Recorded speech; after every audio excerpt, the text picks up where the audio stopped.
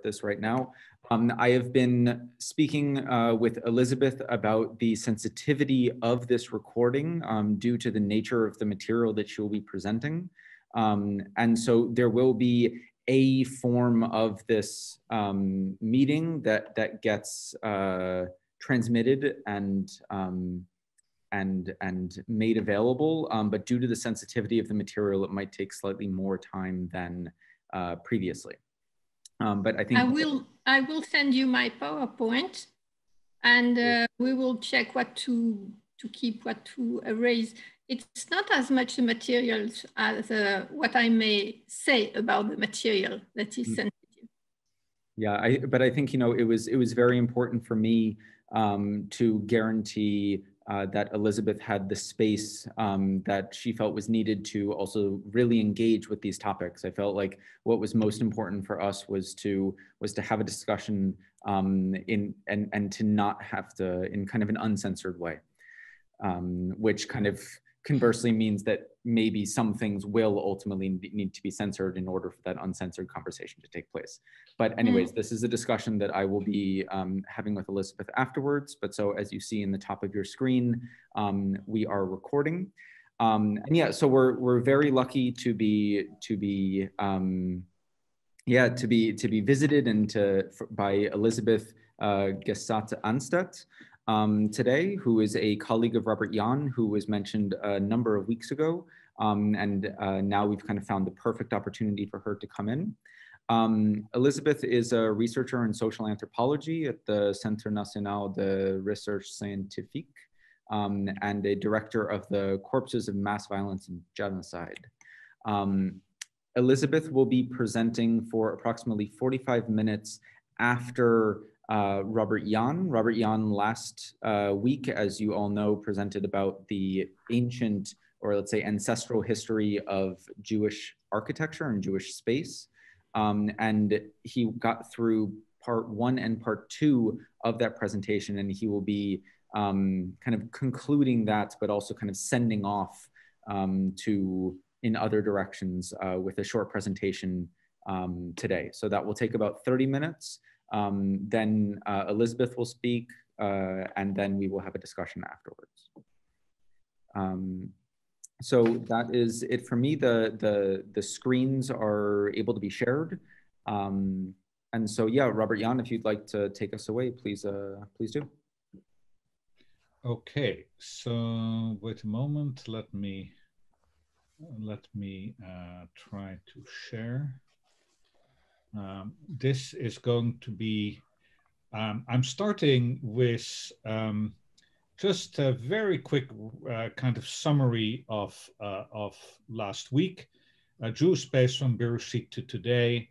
So I started out with looking at basically Sumerian and Canaanite traditions, particularly surrounding Jerusalem, the traditions that deal with a holy place, a holy spot where various regions of the world, particularly heavens, underworld, and the habitable earth come together, and which still is kind of visible in Jerusalem itself, in the Dome of the Rock, and which is, I think, perfectly embodied in this watercolor of the foundation stone of the world, as Eben Shatia, as it's called in the Jewish tradition. But then you see also that Baldaquin, that sky, that cloth over it, which in some way gives that sense of the verticality, these regions touching here at the center of the earth. I discussed the temple built or allegedly built by Solomon, but at least described 2 centuries later in the Book of Kings. And this is a reconstruction that I made in the 1990s. And there are some modifications to the traditional ones. The most important one was that the Holy of Holies brought 3 symbols together. One of the people of Israel who live in the north, which was the tent of meeting, one of Judah in the south, which is the Ark of the Covenant, and one of Jerusalem, a Jebusite Canaanite city, which were the cherubim. Then around 2 centuries later, during an incredible crisis in Judah, when the kingdom of Israel in the north was attacked and destroyed by Assyria, priests from the north came to Jerusalem and created a utopia in the desert. They projected backwards in history a portable version of the temple and a portable version of actually the city. This is the camp of the Israelites in the desert, which is embodied in the narrative strand of P in the Bible. And this utopia made it possible for the Jews who were deported 150 years later to Babylonia to spiritually survive actually the severed relationship with the holy place in Jerusalem. That is, they in some way had created a portable sanctuary. This was also emphasized in the visual of Ezekiel of a new temple, which in its architecture in some way starts to basically sever itself from place and tries in the design to basically create a certain sense of sanctity. But even that was obsolete by the 5th century, when in Jerusalem itself, after the return of a part of the Jewish population from Babylon, there was a decisive shift from holy place to text. That is, that the Torah was being basically compiled at the time, most likely by a man called Ezra. And we have a very famous reading of this document, the 5 books of Moses, which really now initiates or finally in some way completes the shift of the Jews towards a text-based religion. This then is in the second exile that happens after the destruction of the Second Temple after 70 CE. This then leads to the creation of Rabbinic Judaism, where in some way there's a great shift from the Torah itself to a whole library of commentaries, the most famous of which is the Talmud, in which Judaism becomes really a religion of debate. And where I presented a page of the Talmud to basically look at the architecture of it as an architecture of basically of intervention, of disagreement, and so on. Very different from what happened in Christianity. And I made the link then to the traditional architecture of synagogues in Central and East Central Europe, where in some way that principle is architectonically represented by the way that the center is actually occupied. The center is, instead of the center being elevated, in some way the synagogue comes down, and in the periphery there's a centrifugal kind of sense in the space that deals actually with the centrifugal nature of the debate on the Talmudic pace. There are actually during a service many different services going on at the same time in this space. But ultimately, the real sacred place in Judaism during the period of the diaspora since the Romans is not anymore the synagogue, which remains essentially a secular building, but a house, which in some way in the rituals of Passover and in the rituals also of the Shabbat becomes actually the sacred place. So there's a reversal between the sacred and the secular in the basically during the diaspora. And this is also emphasized in the tradition of the Eruv, that is the boundary that is created around the Jewish community during Shabbat, in which the boundary of the household is extended over the whole city or the neighborhood, which means that the house now in some way that Jews can live in the Shabbat outside of the house, can go to the synagogue because the synagogue has become part of the house. The synagogue never enters into the house, but the house enters into the synagogue. So this, I think, is a very interesting concept also to explore further. By the way, this was the Eruv of Odessa from around 1894. So now I come into the final piece, and I start out that, of course, my account last week was really kind of positive. I tried to talk about the developments in the diaspora, the spatial developments as quite an achievement, an intellectual achievement, but we should not ignore the fact that this was done under really difficult conditions. You know, the word ghetto, here we have the ghetto or the Judengasse in Frankfurt, a very constricted neighborhood, could not be extended just outside of the old medieval walls. 2 gates, in yellow, marked in yellow, which allows this street, this Gasse, to be closed in the evenings and during Shabbat. There is in blue the synagogue, which is really the only public building there, and then the graveyard, which also belongs to the ghetto, in green. that is in fact Jewish space. And of course, we should realize that that is a very constructed space. And also, of course, it creates a kind of ghetto in the mind, in the same way as the Berlin Wall also established itself in the minds of many East Germans, and many claim that today it still exists in the mind. So the ghetto also in some way started to occupy the Jewish mind.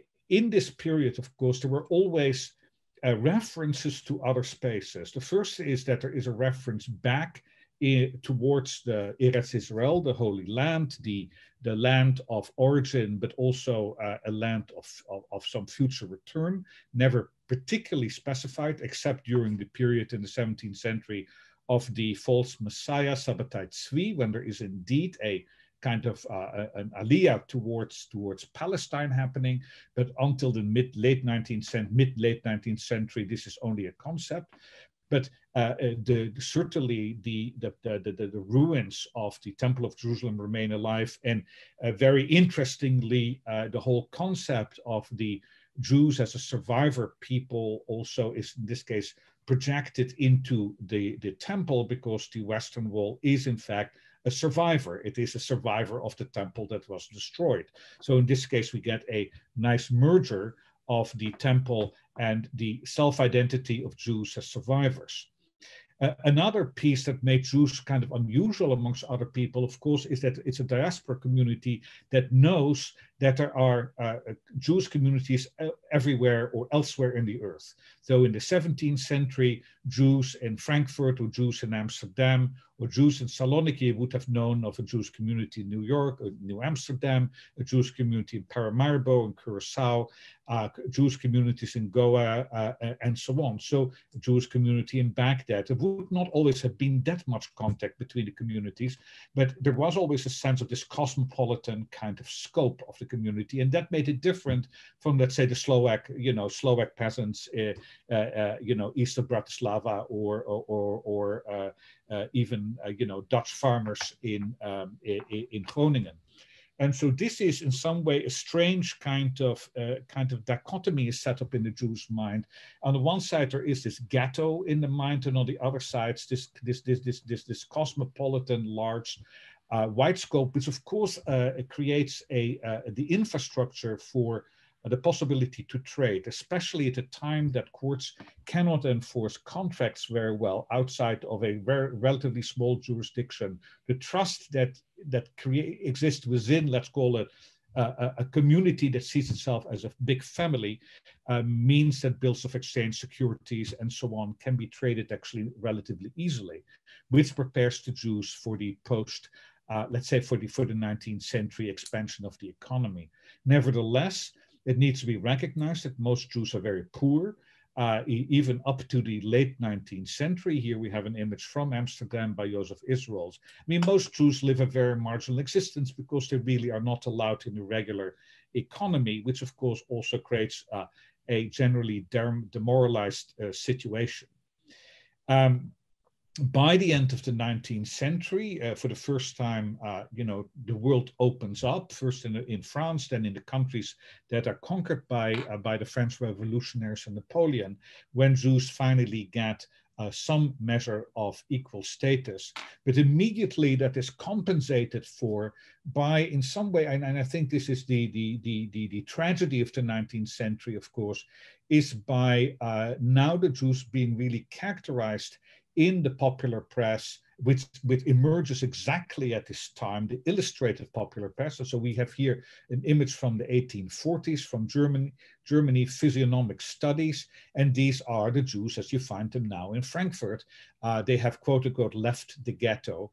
They are actually, Frankfurt is the most important city for money management in Germany. That's where the major stock exchange is.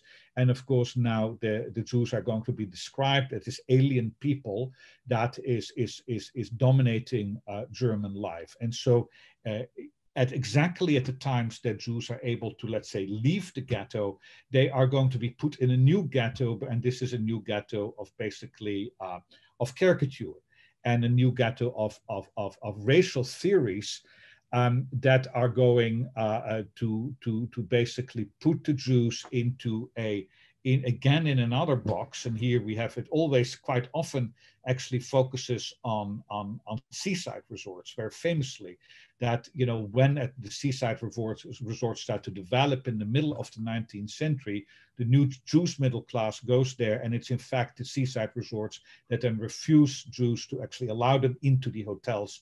They are not allowed, and there's a very famous history written by a friend of mine, Frank Bajor, of the Frisian Islands, so in northern Germany, that are all developed at the time, and every single one basically puts up a sign forbidden for Jews, and they're not allowed even to enter the island because you don't want to see these alien people while you're holidaying.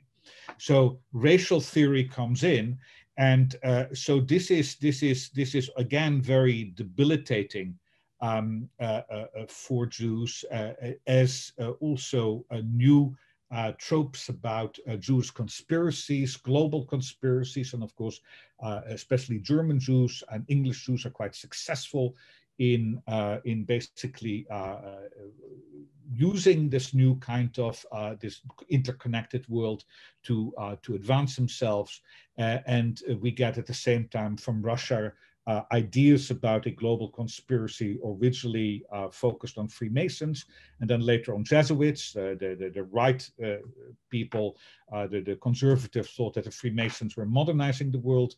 Of course, the left believed that the Jesuits were trying to hold the world back. But ultimately, all of these discourses are going to be converging on the nefarious conspiracy of the Jews to basically create a modern world in order to destroy the old values of king and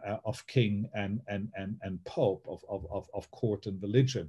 So already in the late 19th centuries, we got, as the Jewish question is now officially raised, this is going now to, or the Jewish problem, this is going to call for a solution to the problem.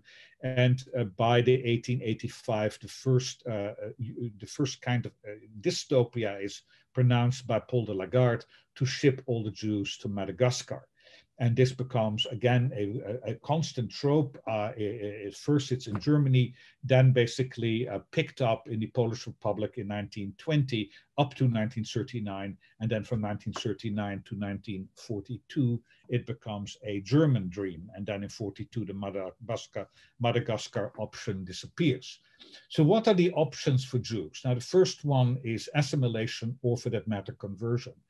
And the idea is that if I become a Christian, or I sever all my relationships, my obvious relationship to Jewish customs, liturgy, and beliefs, that will be fine. So this is an option that many take. Here we have Arnold Schoenberg, an Austrian-Hungarian citizen originally, who converts at the age of 25 to Christianity. That would have been typically an age in which many Jews do this. That is, now they leave university, or in his case, the conservatory, and enter into society, have to make a living.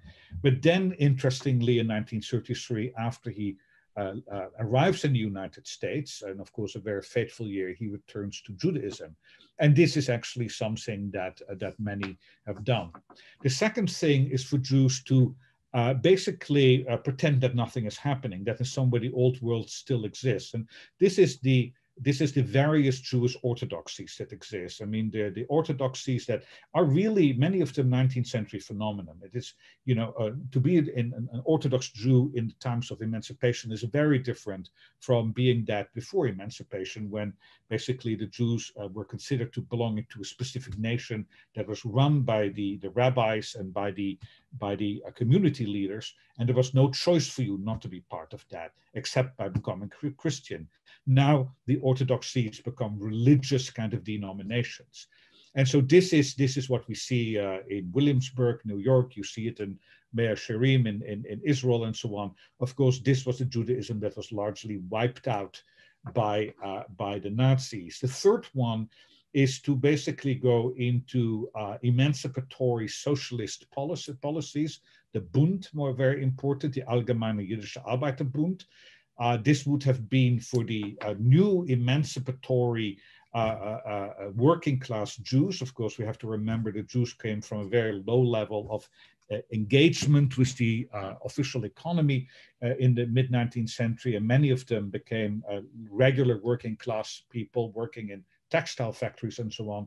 The Bund was believed in Jewish existence in the diaspora with a certain Jewish cultural autonomy. And this particular poster is from Kiev, 1919, so in the very early stages of, of post-Tsarist Russia. And, says, here we live, here is our country, a democratic republic, full political and national right for Jews, and so on. So basically, you're going to find your future in basically the new democracies. And that, of course, is also in some way, the bargain that the American Jews do, except it doesn't have the socialist component. Or you go for the full kind of Monty, that is, you join the communist movement, which of course eliminates that whole idea of a particular Jewish autonomy. This is the full embrace of utopia, where in fact Judaism has become obsolete in the same way that all religion has become obsolete. Then immigration to the New World, that would be in the late 19th century, it would be the United States, Canada, and particularly Argentina, and to a lesser extent South Africa when it opens for emigration. This is basically the idea that this new world does allow you to reestablish a Jewish community there in a kind of pluralistic society. And finally, the Zionist option, which really gets really underway in the late 19th century. Originally a solution for poor Jews, thought of by rich Jews who certainly have no idea to go to Palestine, but then certainly from the 1920s onwards, it also it's going to be seen as a more general solution for the Jewish people. And then especially after the creation of the mandate by the League of Nations given to Britain, which has a specific kind of task to establish a Jewish national home in Palestine. At that moment, in some way, Zionism has a real kind of presence in European or international political order. Now, after the First World War is not good for the Jews, especially in Germany and in Russia. There are pogroms, and in Germany at the end of the war, the defeat of Germany, the sudden defeat in November 1918, is blamed on an uprising, and of course the Jews are seen as the force behind the uprising, the strikes and so on that happened in Germany in October and November 1918. And so there is a legend of the dagger in the back of the undefeated German army, and in fact those who are refusing to concede, like today, say that the hand that held the dagger were the Jews. Nevertheless, while at one thing in the kind of discourse of the extreme right, and of course the Nazi Party becomes the core of that, Jews are now going to be seen as a treacherous enemy, the Judas and so on. At the same time, in the Weimar Republic, Jewish individuals are doing very well. I mean, they for the first time are able to ascend into government. The economy, in the economy, especially the retail economy, the department store is a Jewish invention, and that becomes, of course, a dominant way of actually selling merchandise in Germany in the 1920s and 30s. Mendelssohn, very important as the architect who gives a language for that. And the Schocken firm basically is the client for Mendelssohn. So this is Chemnitz in the former East Germany, the Schocken department store. And this becomes very much also a part of the Nazi complaint of the invasion of modernity, the destruction of the small businesses and so on by the large Jewish conglomerates. And of course, the idea that so many Jews now are also dominating or seem to dominate German cultural life. We talked about Arnold Schoenberg, Walter Benjamin, Tucholsky, Ernst Cassirer, Joseph Roth, and so on. There is a sense that they are in some way taking away the soul of Germany. And in some way, the Nazis are waging a cultural war, which in some way also the Republican Party tries to do right now in the United States. Very much when the Nazis come to power in the middle of the Depression, they tried to basically argue that the Depression is created by the Jews. So we see here the phantom of the Depression, and the Jew that is now unmasked as the Jew being behind it. They're blamed for everything. So the expulsion of the Jews begins in 1933, but by 1938-39, the borders are closed. The world has become very small for German Jews. They can't go anywhere. And so I provide here a lengthy quote, and this is a famous painting by Felix Nussbaum from Osnabrück, basically depicting the Jewish world. The famous story from the time is that a Jew goes to a travel agency because he wants to go somewhere, and the travel agent said, "Where do you want to go?" And he gives him a globe for the Jew to basically look at. And after looking at the globe for some minutes, the Jew says to the travel agent, "Do you have another globe?" And of course, there is none. So the Nazis are able to expel around half of the Jews from first Germany and then Austria, Greater Germany, by 1939. But when they decide to conquer Poland, they basically occupied the heartland of world Jewry. That is the most densely Jewish area in the world. That is what is Poland at that time. Today, it would be Eastern Poland, the Western Ukraine, and Belarus. And so in some way they had started to solve the Jewish problem through expulsion, and now suddenly that solution has become obsolete because of the success of their conquest.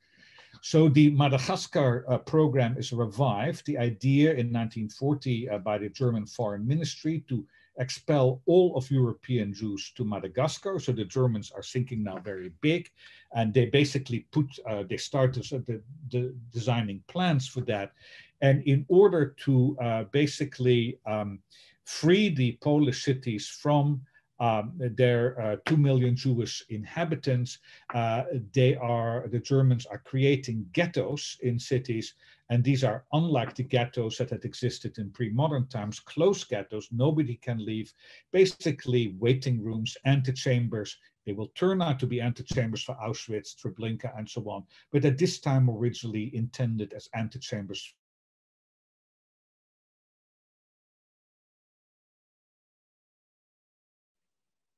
Robert Yain, I think yep. Robert Yain just dropped out. Yeah, kind of a tense moment for that to happen. Let me just see where he is. Maybe just the app crashed, and he'll be back quite soon.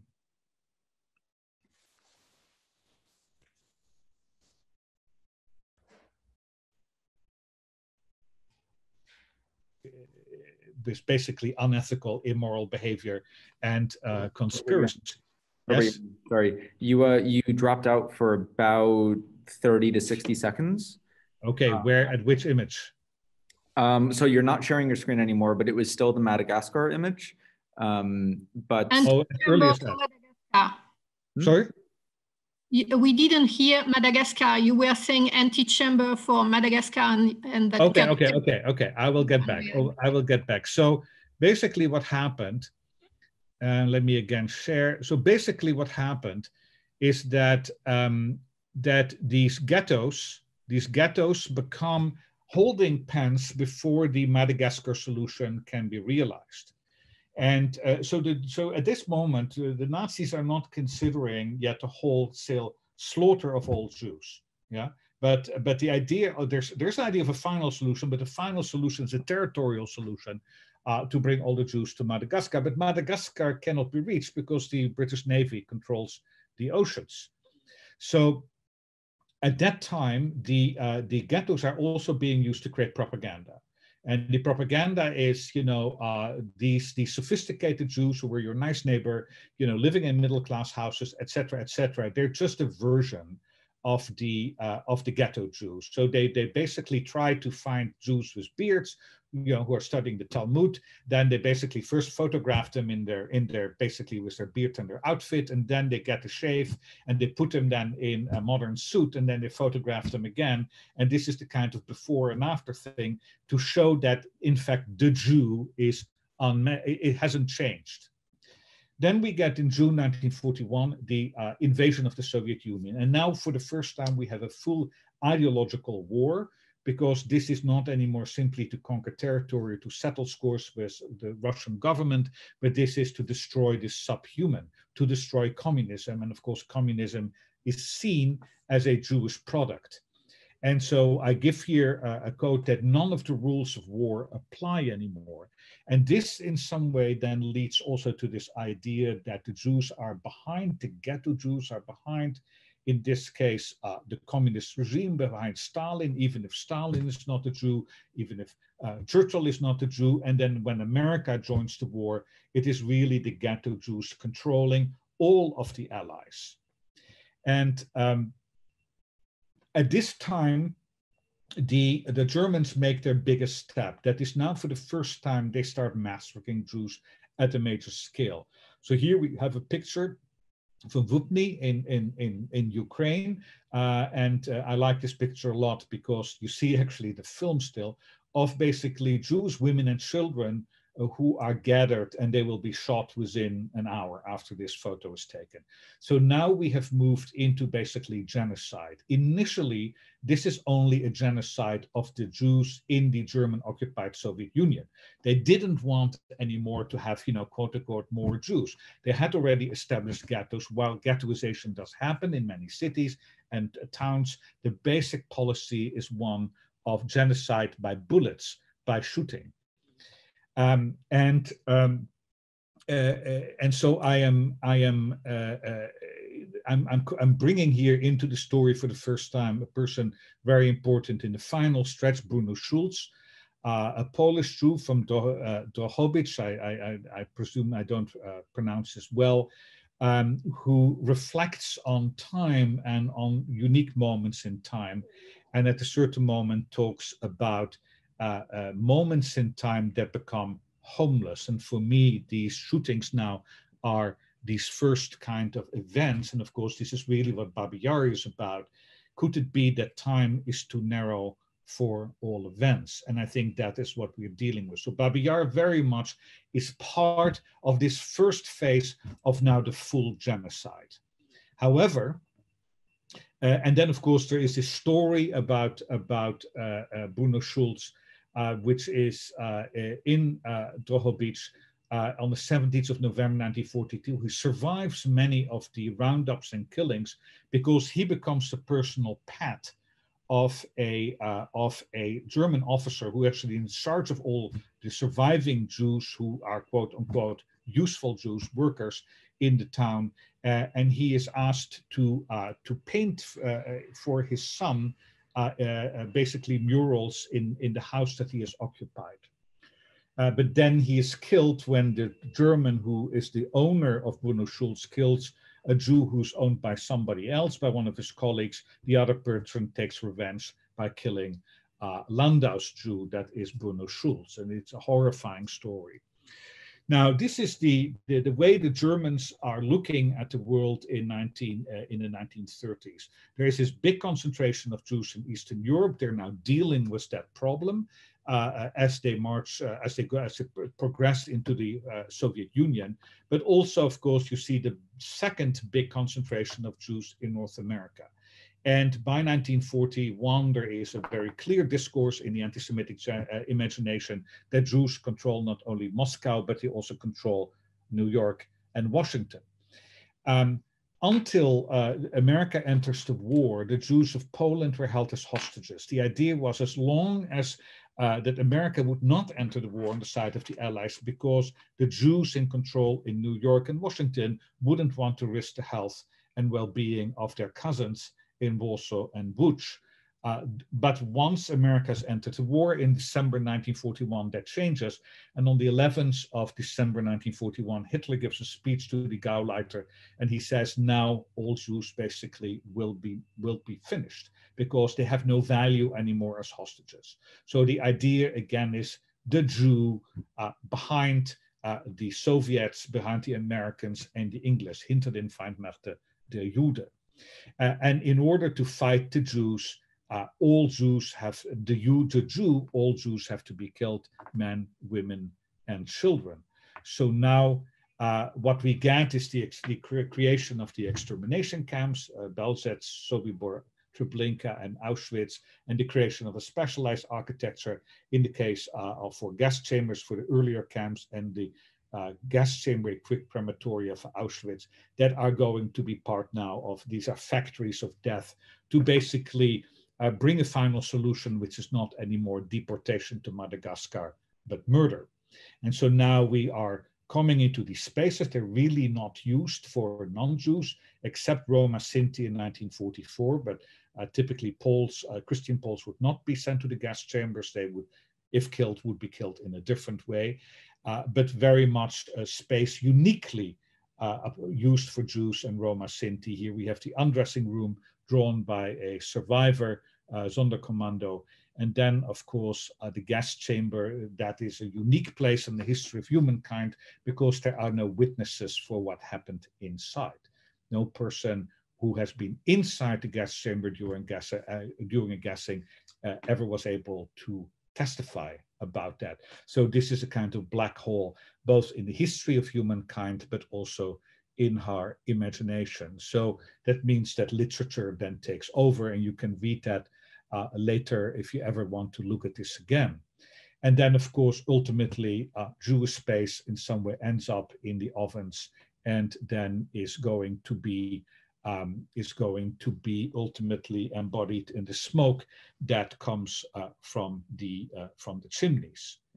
So this brings us then of how we deal with that. And there is a tradition already created within the time of the Holocaust itself, from 1943 onwards, that Jews basically interpret this as the destruction of the third temple. So the destruction of the first temple by the Babylonians, the first Churban, then the second one by the Romans in 70, the second Churban, and this is the third one. And in some way, this is represented in this drawing by my late friend Melvin Charney from Montreal, where he projects on a German reconstruction of the Temple of Ezekiel in blue, the picture that I showed also last week and the week before, last week by Matthias Hafenrefer. He basically draws the contours of Auschwitz, in which the Holy of Holies and the gas chambers have become identical. The Jews have been trying to interpret already quite early on the significance of the Holocaust as a Churban, as basically the last major catastrophe visited on the Jews before a time of eternal peace and of the Jews now finally emerging in the international community. And I mentioned here one Jewish theologian, Ignaz Maybaum, an Auschwitz survivor. But of course, the issue of Jewish space, and I can just only touch on it, remains very complex. Israel, creates in a sense a ghetto. It becomes, of course, a ghetto, effectively a ghetto in the Middle East. That means it's a country effectively without neighbors, and also a country that hasn't been always a very good neighbor, both on the small and the large scale. And of course, this wall, which of course Inez knows very well, I guess, represents it. And then here to go back to the Ukraine, the story of Bruno Schulz, of his murals, which are discovered in 2001. Of course, Jews are still trying to get their property back. That's still a process that has not ended in many European countries. But the issue of property and legacy and patrimony of what remains, very difficult to say actually to whom does it belong. And so this is then the story of the murals by Bruno Schulz, which are illegally taken by agents of Yad Vashem from Israel, removed after they have been bought from the owner of the house in Doha Beach, removed to Jerusalem. And then after 5 years of negotiation, finally some kind of solution is found in which a kind of compromise is created, in which these murals stay in Jerusalem, but as loans of the local Dobrich Museum. So they're now seen both as Ukrainian patrimony and also as a Jewish patrimony. Finally, what happens to the sites of the Holocaust? Of course, they have been all developed really as tourist sites. They have a whole tourist infrastructure. That's the only way they can be managed, really. Auschwitz gets more than 2 million people a year. The Holocaust literature that develops, the space exists also in books here. of course, Anatoly Kuznetsov's Babin Yar from the mid-1960s in movies. And quite often the movies are very successful in increasing the space of the Holocaust. This is my favorite one, also based on my favorite book on the Holocaust, Faithless by Kertész. And the young boy has survived Auschwitz and Buchenwald and another camp, and he comes back to Budapest in the summer of 1945, and he meets a journalist in a streetcar, and he's still dressed in his concentration camp gear with U for Ungare, for Hungarian. Do you come from Germany, my boy? Yes. Concentration camp, naturally. Which one? Buchenwald.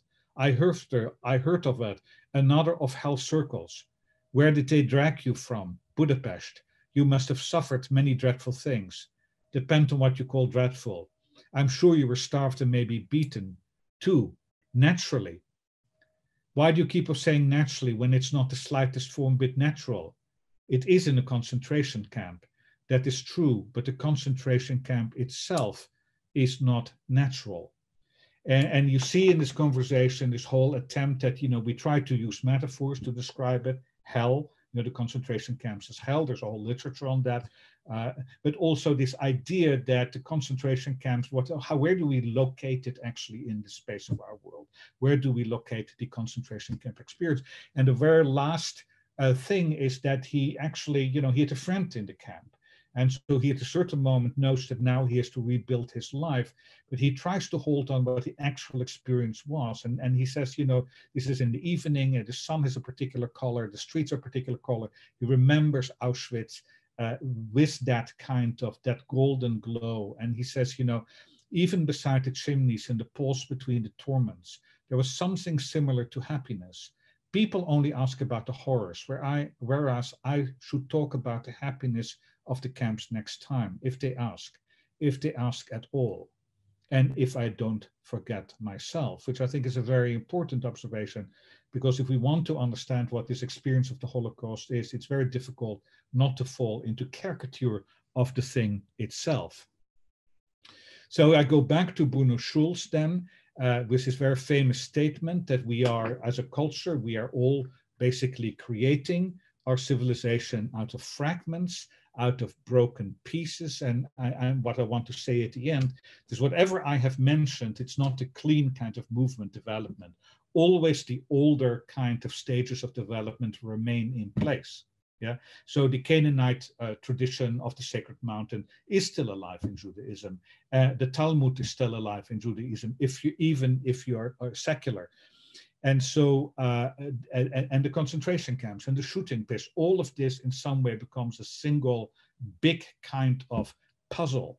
And this, of course, brings us ultimately to Sigmund Freud, and that is the last image that I have, where, of course, he creates this very famous kind of metaphor of Rome as the mind. But this is the Rome where all the buildings that ever stood at a single place are still there at the same time.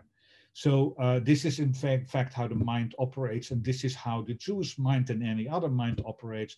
So ultimately what I would like to suggest that as we're looking at this whole history of Jewish space, that we now try in some way to simultaneously see the contemporaneity, the fact that they're all there at the same time, as we also try to understand each one separately.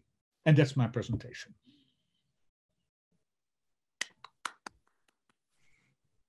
Yeah. Oh, thank you. Thank you so much, Robert. Brilliant. Yeah, thank you. Thank you.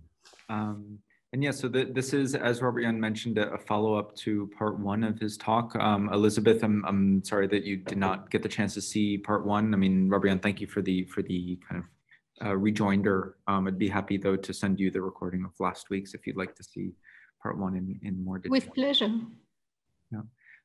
So I mean, if there are no kind of immediate comments or questions for Robert Yain, I would suggest that we kind of pivot immediately to Elizabeth's presentation, which I believe will open up the space for discussion and understanding the complexity of what Robert Yain was saying, of the contemporaneity and the specificity of all of these different events and spaces much wider.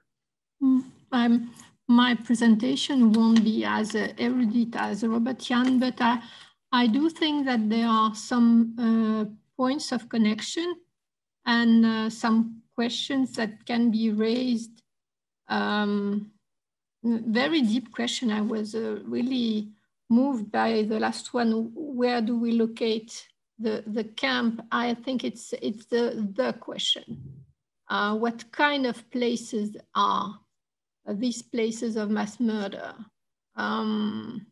They are not a cemetery, they are not a factory, and a camp is a much too loose word.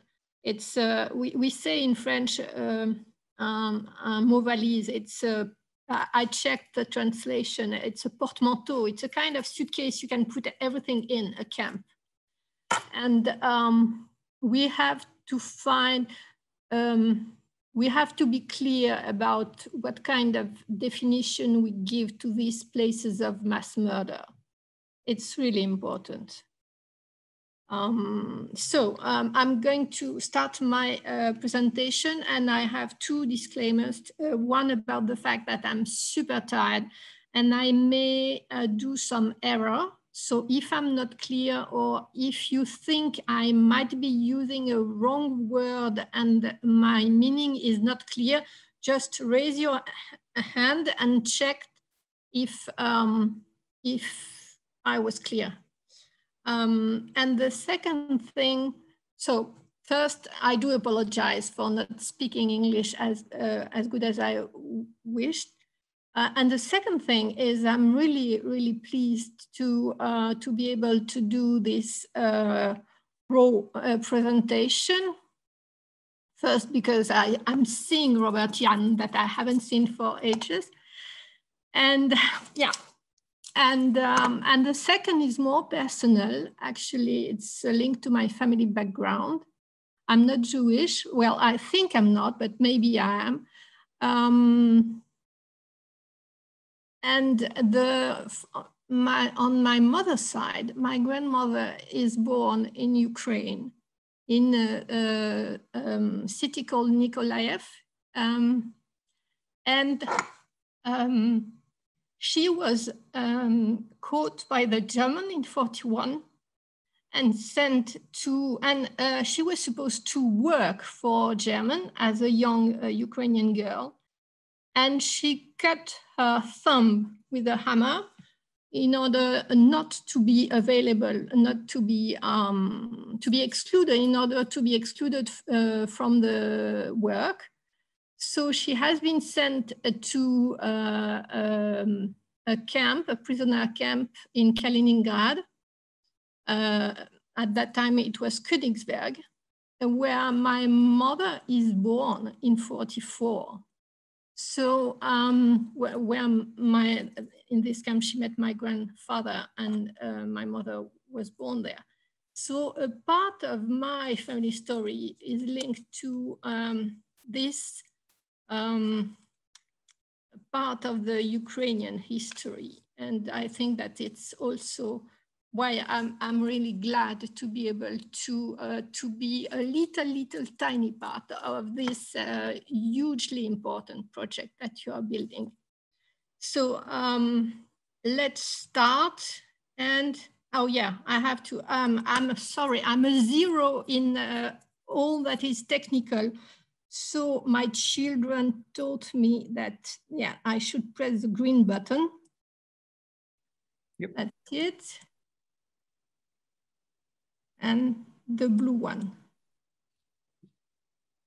Okay, are you seeing my screen now? I see your screen. Yes. Oh, okay, super. So let's start. I wanted to start with a precision. When we are speaking about the Gulag, we are speaking about two things. And the first thing is the directorate that has been created in 1934 and suppressed in 1956. which is a part of the Soviet administration.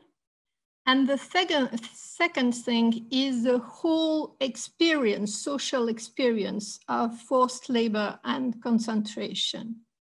And that's why it's often difficult to speak about the Gulag as such. So I will be speaking about the Soviet camp system in order to have myself clear that I'm not speaking about the administrative bureaucratic part, but about the huge historical and social experiment.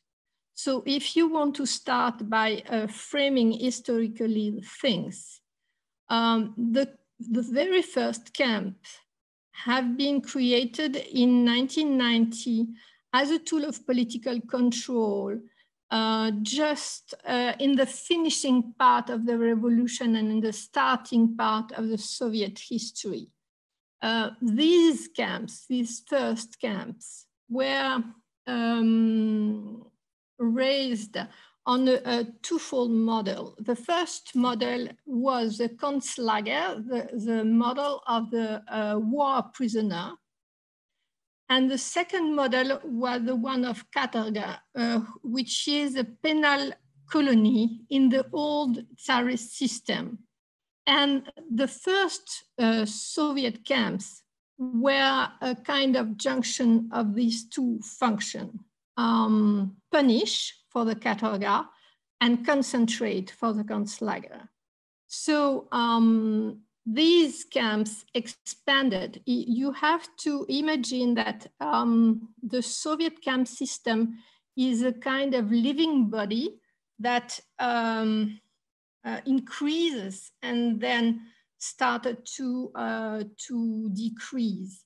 So for the increasing part, you have some important moments to bear in mind.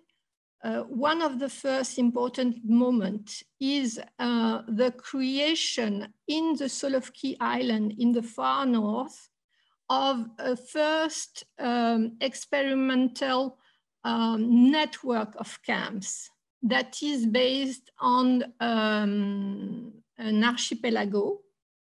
And in this archipelago of the Solovki Island will be experienced the first model of the camp as not only a tool of political control, but also a tool for linked to a kind of economic issues. That's where the issue of the rentability of the place is going to born. Yes, it's going to, yeah, it will be born. And after the Solovki experiment, that was to a large part successful. This model has been exported from the Solovki Island to other places. So, and the Gulag started to increase and increase. In 1934,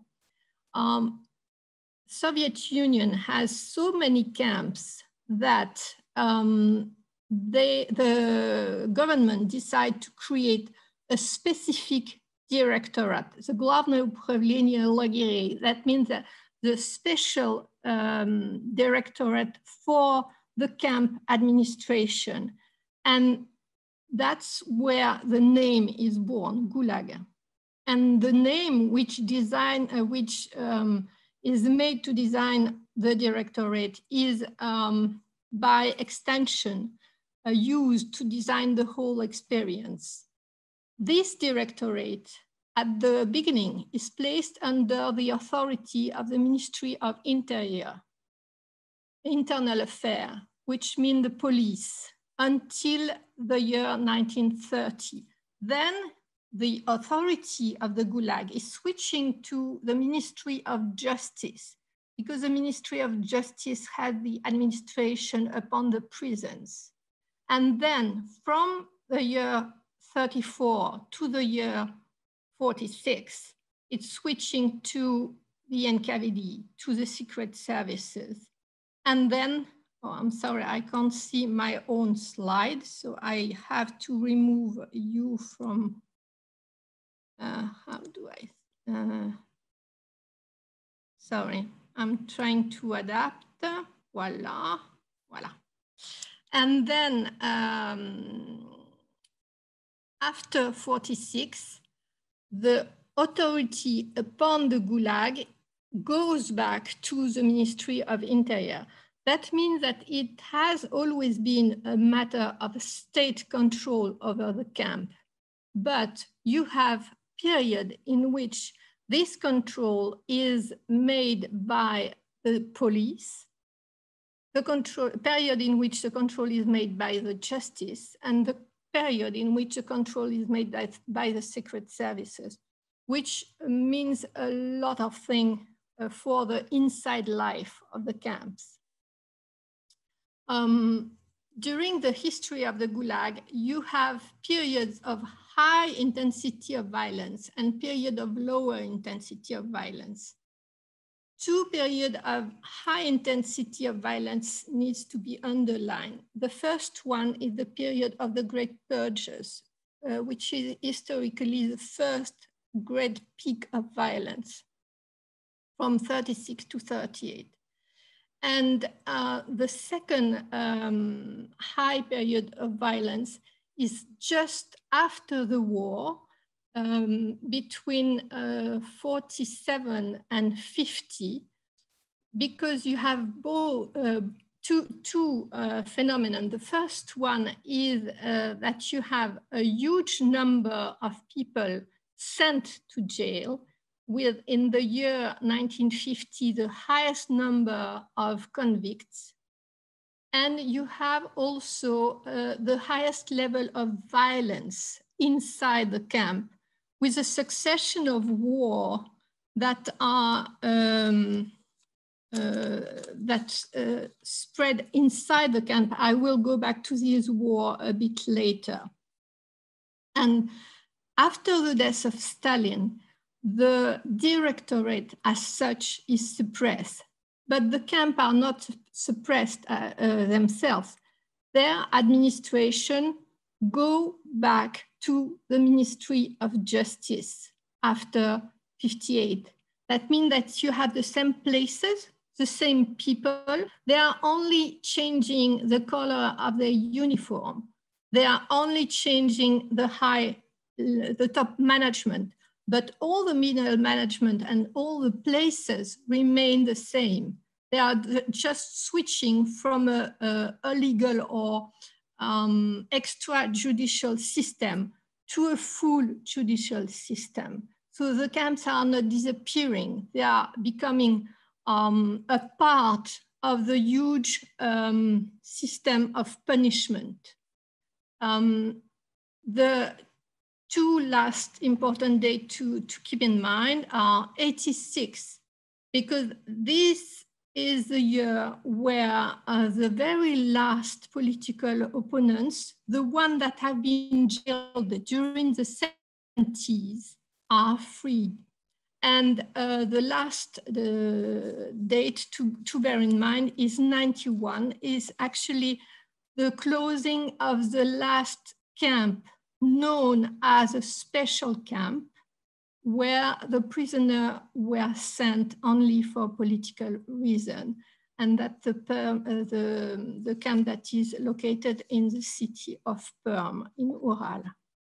So as you may see, the Soviet camp system has lasted for 70 years in various forms and under the authority of various ministries. But the places, the buildings, the people have more or less remained the same during the old period. That's also a thing that we have to bear in mind. So I'm switching to the second insight, which is the Soviet camp system geography. Here, I'm going to draw very rapidly upon a fantastic work that has been done a while ago, 40 years ago by a French geographer, Roger Brunet. He's explaining two things. It's a very short article and it's brilliant. He's explaining two things. The first thing is about the diffusion process of the camps. So as you may see on the first image, you have this initial experiment that is made in the Solovki Island that is then exported through the various projects that are set up by the Soviet state for building the canal between the Baltic Sea and the White Sea, for building the canal on the Volga River, and then for building a set of complexes that are made to produce steel, precious metals such as uranium or gold, and also to exploit the various potential of the country, wood,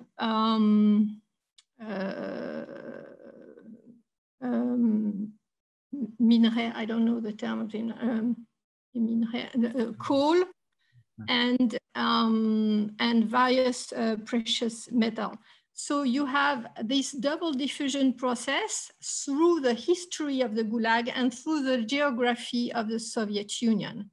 This diffusion is made with a very simple spatial model. A first one, this one, who is more specific to the places where you have a high concentration of population, and which means that you can have the secondary level B and the third level C of administration of the camp that can be distant from the main part of the camp, each ITL being a network.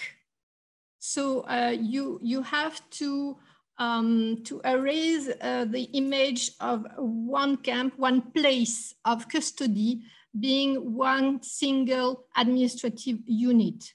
Each place of custody is in part a fact of a network of camp. So each place is related to many others.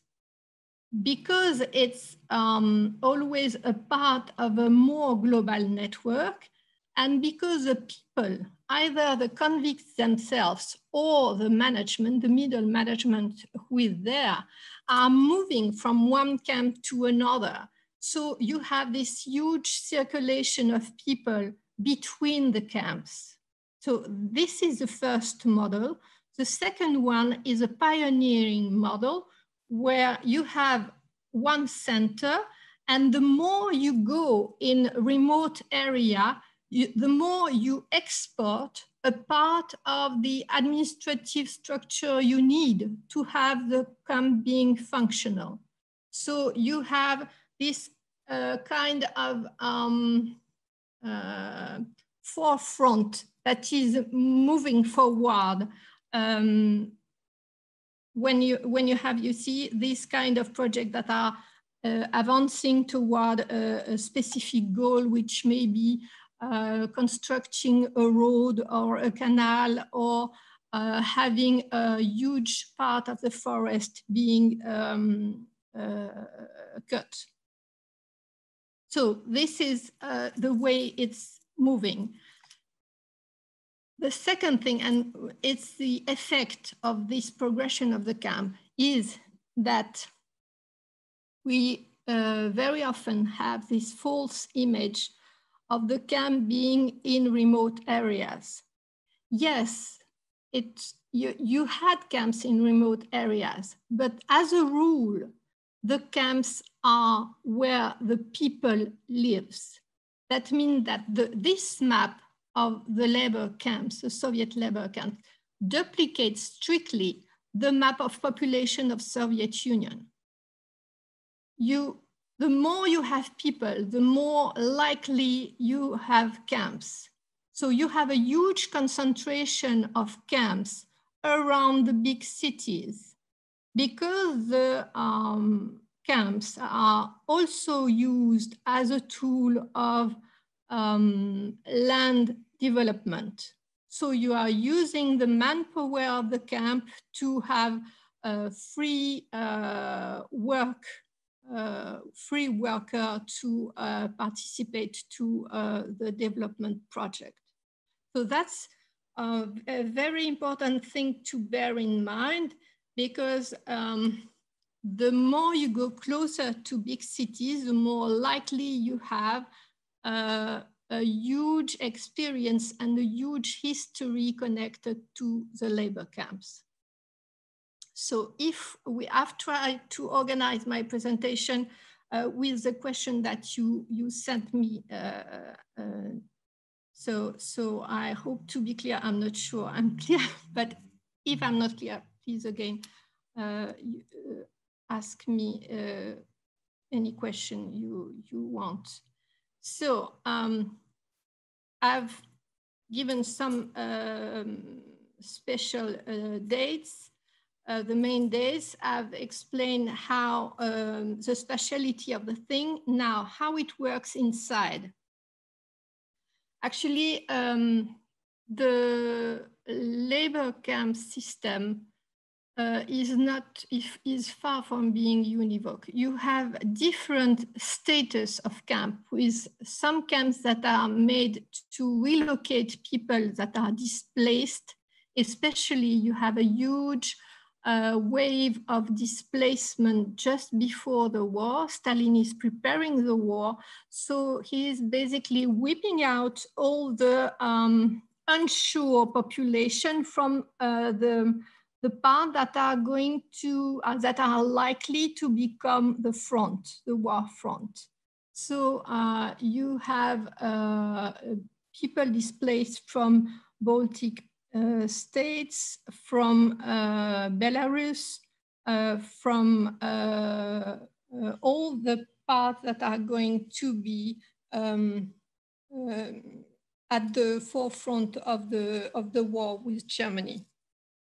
And you have some places, some camps that are labor camp, and you have some camps that are camps with a severe regime that are made especially to punish. So the inner life of these different camps are not always the same. In some camps, you can basically go out and you just have to go out to work, and you just have to be back to sleep. And in some camps, you can't go out of the place. So it's hard to make a sum up of how it works inside, but still there are some rules. The basic rules is that if you don't work, you don't eat. So each person is given a task to perform and is given a portion to eat that is equaling the workload that has been done. The prisoners are separate in different categories. The hard workers are supposed to receive the biggest portion of bread and meat. Then you have weak workers that are still supposed to work, but not that hard, and that will receive a middle portion of bread and meat. And you have invalids that are supposed to receive the minimal portion of bread and meat, and that are in fact those that are very likely to not survive at short term. This daily norm to perform is not to perform individually. It is made to perform collectively. That means that if a whole group of workers hasn't performed the daily norm that has been given for the group, the whole group won't receive its portion of bread and meat. So what is happening is inside the group, some of the prisoners are taking on them the aim of having the norm being performed. These ones are very often from the mob, and they are those that have already an experience of the prison as a specific place, and they control the camp from the inside.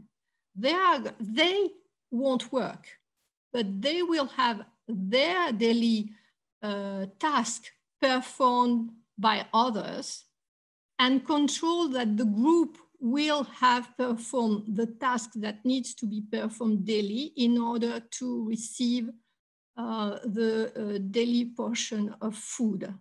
So you have this double control inside the camp by the middle management of the in-cavity, but these are very few in numbers. If you compare the number of prisoners in a camp and the number of people in charge of controlling the camp, the ratio is actually very low, because the real control of the camp is made from the inside by the member of the mob. And I was speaking about the war that occurred inside the camp during the year 47. This year, this war occurred, there were several wars occurred because the members of the mob obey to a strict code of conduct. They are not supposed to work for the state. So they made the other work, but themselves they won't work. Just before the war, the prisoners of the Gulag are given the opportunity to be released earlier if they go to the war. So some of the members of the mob are going to accept this opportunity and go and fight. But after the war, they will be sent back to Gulag again. And when coming back, there will be a war between the member of the mob that consider that they don't have betrayed the code of conduct and that they haven't worked for the state by fighting during the war, and the member of the mob that have been fighting during the war. And it's a war with no survivor. That means that when the war began, the only way is to have the other being killed. So the beach war, that's the name of the war, the beach wars are the cause of a very high level of mortality inside the camp during the year 47. So I'm going a step further, and I would like to switch to this experience and camp's legacy by starting with the issue of the memorial. Actually, since the end of the 1980s, there was an intensive process of building of memorials. More than 500 of memorials have been built. I have put the link so you will be able to go and have a look at these 587 so far. But these memorials are very diverse. It can be a simple wooden cross or a very massive building such as this one. These memorials, you can see some of them are linked to religious connotation. this can be linked to two things. The first thing is that these memorials are set up in countries such as Lithuania or Estonia, where people have been deported because they were Estonian or Lithuanian, and they consider themselves as Lithuanian and Christian. So the memorial will bear these two elements of their identity as deportees, the national element and the religious element. But this religious component can only also be related to the fact that the Orthodox Church has become to play a huge political role in these last 20 years. Yes, 20, maybe 30 years, becoming a part of, how shall I say, a tandemic gestion of the memory of the camp. The Orthodox Church has become an ally of the state in the way the labor camp system is now memorialized in Russia. So you can see that some of these monuments that have been erected recently bears this heavy role played by the church as a legitimate actor of the memory of the Gulag, although a very few number of the people has been sent to the camp because they were for religious opinion.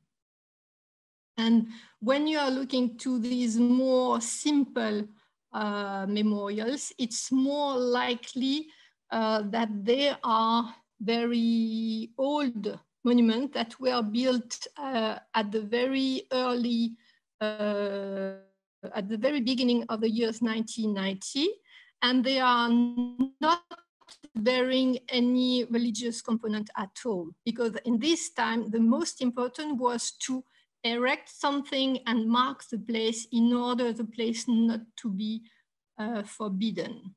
So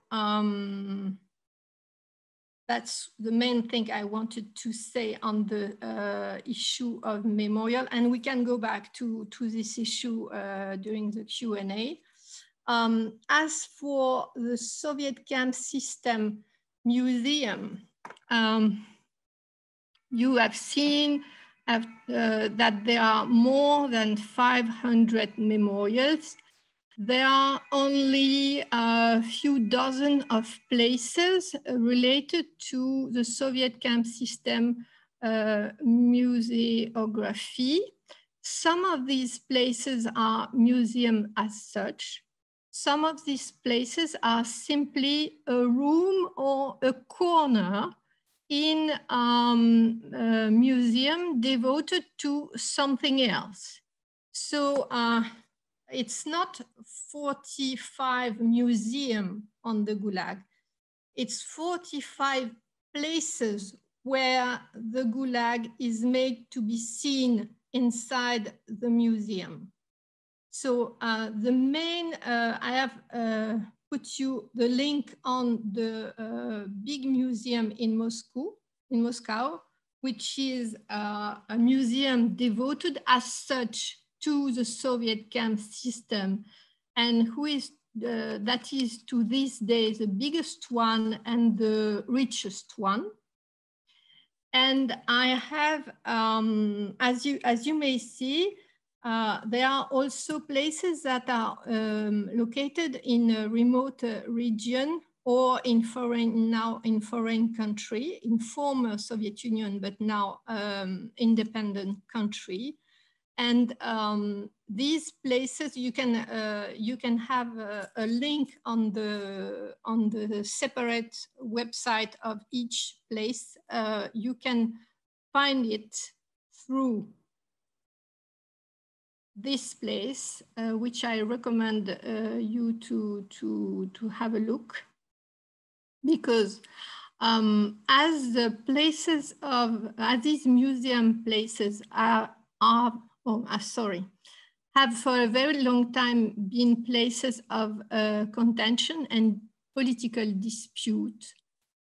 Very quickly, the NGOs in charge of the camp memorialization have used the online spaces to collect information, spread discourse, and have the various initiatives made visible. So when you connect, I've made the two links in Russian. The link in Russian is much more rich than the link in English.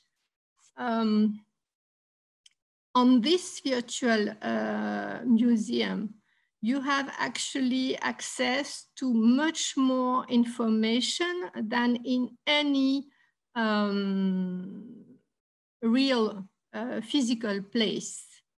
So what is interesting is to see to what extent each place represents a part of a much bigger world. Because even the big museum in Moscow actually bears some limitation by choosing to restrain the chronological frame, for example, only to the existence of the official directorate from 34 to 56, 58, which is a very narrow window on the labor camp system life. So to my point of view, and people have used to look for information on the internet. So to my point of view, having these virtual spaces made accessible from the inside of a museum and from the outside is also very important. And if we then,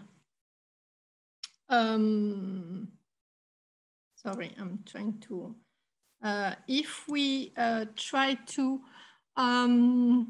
speak a little bit about the camp system spatial legacy, the most important thing to underline is that this legacy is twofold.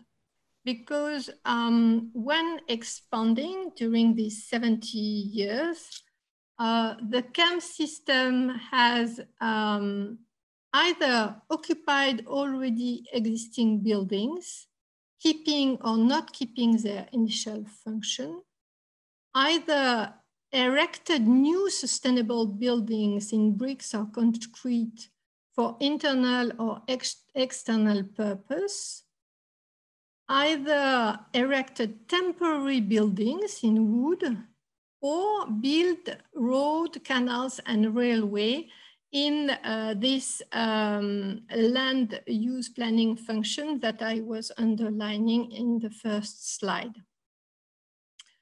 It has to be said that these buildings haven't been targeted by any public policy aiming at preserving them or highlighting their importance.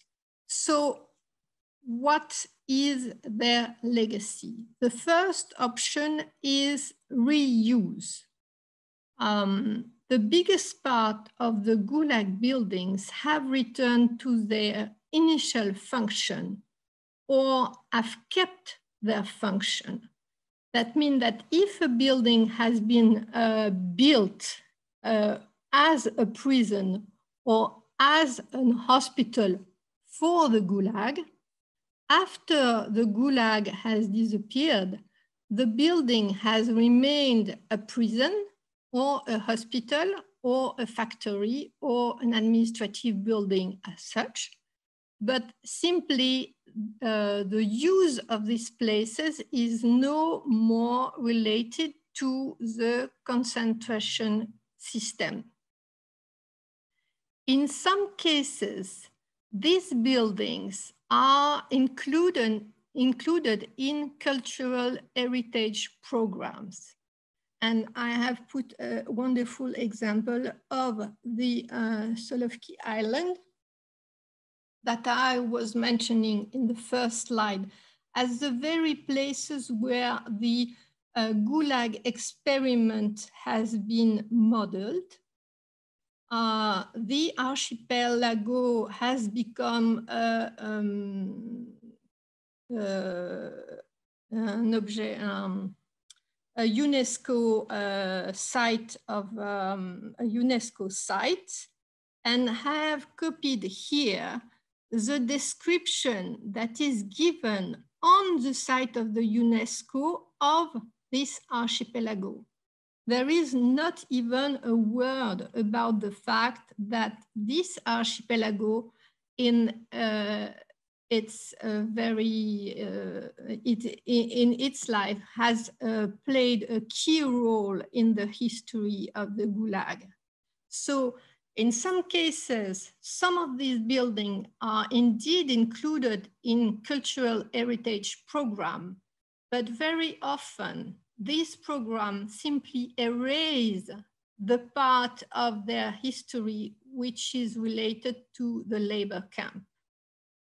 So one of the effects of this reuse and erasure is the massive ignorance or denial of the labor camp spatial and architectural traces, because nothing is made readable for someone that would be wandering or visiting the place to have, to understand that this very place has been used on a special purpose for some decades.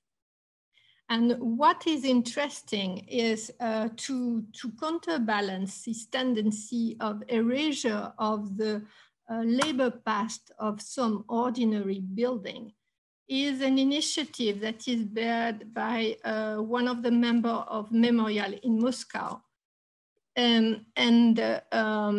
which consists in architectural tours that are made by an historian who visit the very ordinary places of the center of the Moscow city and explain how these places have been used in the especially Great Terror period, and how the places are related to each other, because very often this notion of network is all pertinent inside the city.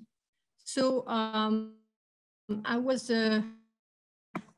interested by this initiative of having the unreadable made readable for visitors.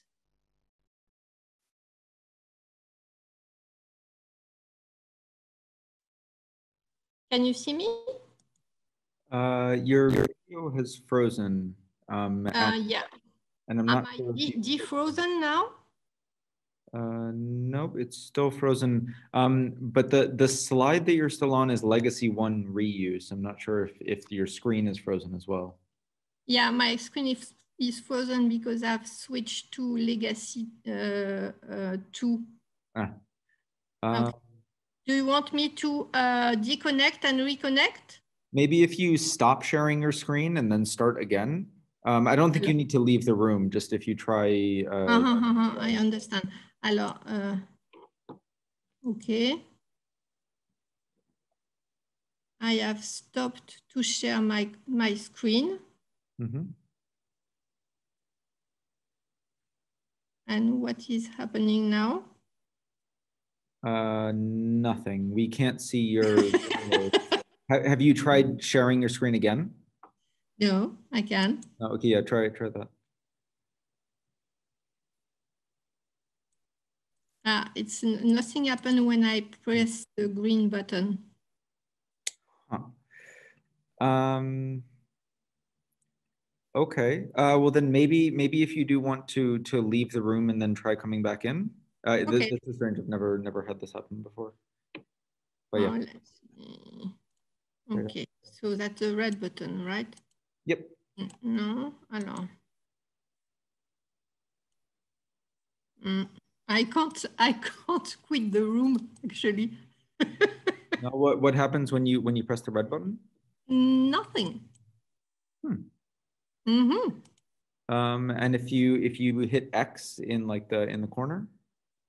Oh wait, I'm going to in the corner. What shall I do in the corner? Just to exit the program. Do I have an exit program in the corner? You mean the Zoom reunion? No, I can't. When I press cross, I'm going to ask my husband. Sorry, it's my IT. Wait. Your video is back now. Oh. Can you try sharing your screen again? I can.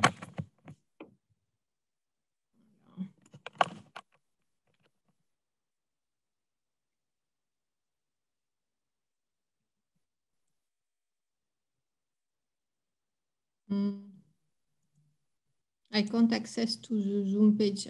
Wait. OK, partager l'écran. This one. Yep. OK. Sorry. Yeah, perfect. Perfect. You can see the legacy too? Yes. OK. So I've said a few words about the buildings that are reused and sometimes inserted in cultural heritage programs. And now I wanted just to say a few words about the buildings that are not reused and literally abandoned, either because they are unused, not in use anymore by anyone, or because they could be reused, but they are of too difficult access. So they are actually either in ruin, or some of them have already totally disappeared, especially for the sites that were abandoned after the closing of the Gulag as a directorate in '56. And that are located in the far north and in the far east. So these are most often barracks in wood, and they have suffered very heavy winters, and very little is left. In some cases, these abandoned places are a target for a cultural heritage program. But in many cases, it's a political bone of contention between local authorities, the state, and the NGO that are promoting the safeguard of this heritage. And one of the best examples is the fate of the Pельtом camp that has been first abandoned. It has been closed in '81 and abandoned for more than a decade with the roof collapsing and everything.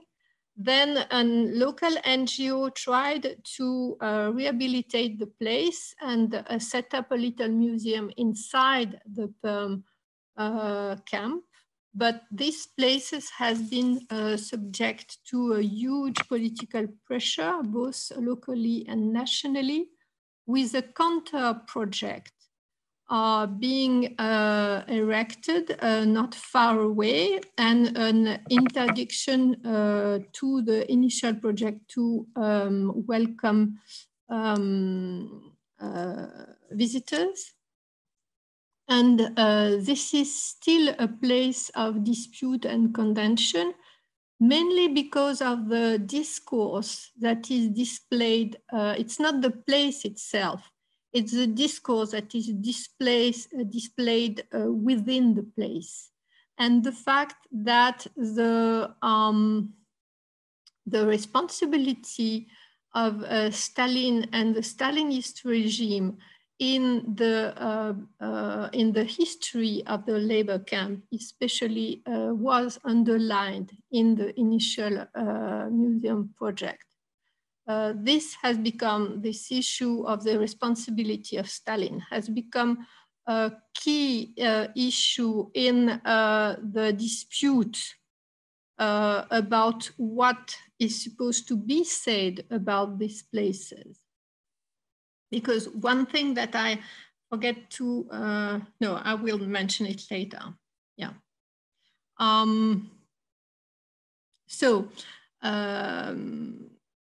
Some places are reused, others are literally abandoned with a cultural heritage program from here and then set up in some of these places, but only in a very little occasion in relation to the labor camp past. So let's have a look at the social legacy of the camp, which is also very complex, because you have on one side a strong denial of the state, and on the other side, a long-lasting resisting private memory. And the transmission from a generation to another of the memory of having a father, grandfather, and now grand-grandfather being jailed and sent to a labor camp. I suggest, I have put reference of the historian and sociologist Irina Sherbakova, who has written on these problems of the gap in the memory, between the private memory and the collective one, and the fact that the two are most often not in relation one to another. And what the main thing that, to my point, needs to be underlined in relation to the camp system, a social legacy, is that although there is no political will to safeguard anything from this experiment, a huge part of it has been transferred to ordinary life through the diffusion of the labor camp habitus. All the people that have been through the camp have learned to behave a certain way, to speak a certain way, to have a certain type of, to obey to a certain type of relationship. When going back home, when going back to their further life, they have brought back with them this experience that has become to many extent an ordinary one. So one of the legacy of the Soviet camp system can be found in the long-lasting power of the mob. We often say Russian mafia. There is no mafia in Russia. There is a huge criminal world, but it's not a mafia in the Italian sense of it. Because the mafia is a substitution to the state. Here you have a criminal world that is very powerful and very often in relation with, in strong relation with economic and political power. But you don't have a mafia in the sense of a substitution of the criminal world to the state. What you have is that the behavior that you learn when you have been in jail are immediately recognized as embodiment of power. So if you behave like, if you know how to behave like a mob would behave, you are actually recognized as a person of power. And this legacy of the social relationship is also pointed by some of the sociologists that have worked on the diffusion of the prison culture. And you have also sociologists that have worked on this legacy of the prison and camp system in music and cinema. I have put two examples. The film that you see, the affiche here on the left, has been released on the basis of a book which title is Большая пайка. Большая пайка is the big portion, literally the big portion. The big portion is a portion you get when you are a hard worker or when you are a member of the mob that has the other work for you. And it has become also a very popular way of saying grabbing something or taking a huge part of money, for example, winning a huge part of money. I have had a big portion. And the second example that I wanted to underline too is the legacy of the tattoos of the criminal world and labor camp world that has become language in itself, and that is now spread in a world outside the camp and outside the prison. So this social legacy through language, relationship, and private memory is balancing the absence of political, of policy, of cultural policy, especially devoted to the labor camps. And the two last points that I wanted to underline were related first to memory policy, and the last one is related to cemeteries and mass grave. As about remembrance and memory policies, there is, since the year 91 in Russia, an official day of remembrance that is named the Day of Remembrance of the Victim of Political Repression. This day is commemorated on the 30th of October in Russia, and that's the third Sunday of May in Ukraine, and the 31st of May in Kazakhstan. However, the choice of the date in Russia that has been made during the Soviet period is very interesting to underline. This day, the 30th of October, has been chosen by a bunch of political opponents in the early 70s because that was the first day in the calendar, in the history of Russia, that was not related in any way to any other historical event. And therefore, that couldn't be covered up by another memory. So when they choose this date, they knew that the state could try to cover the memory of the victims of the Gulag by another event made much more important, such as the death of the queen, an old battle, the building of something, or the discovering of something. So I've been told this anecdote by Arseny Roginsky about Sakharov, Yuri Daniel, and a few bunch of opponents sitting in the kitchen and saying, okay, we have to find a date. Which date? And let's find one with no, that couldn't be covered up. So they started 1st of January and they found something, 2nd of January and they found something, 3rd of January, and they were huge intellectuals with a huge knowledge of history and culture.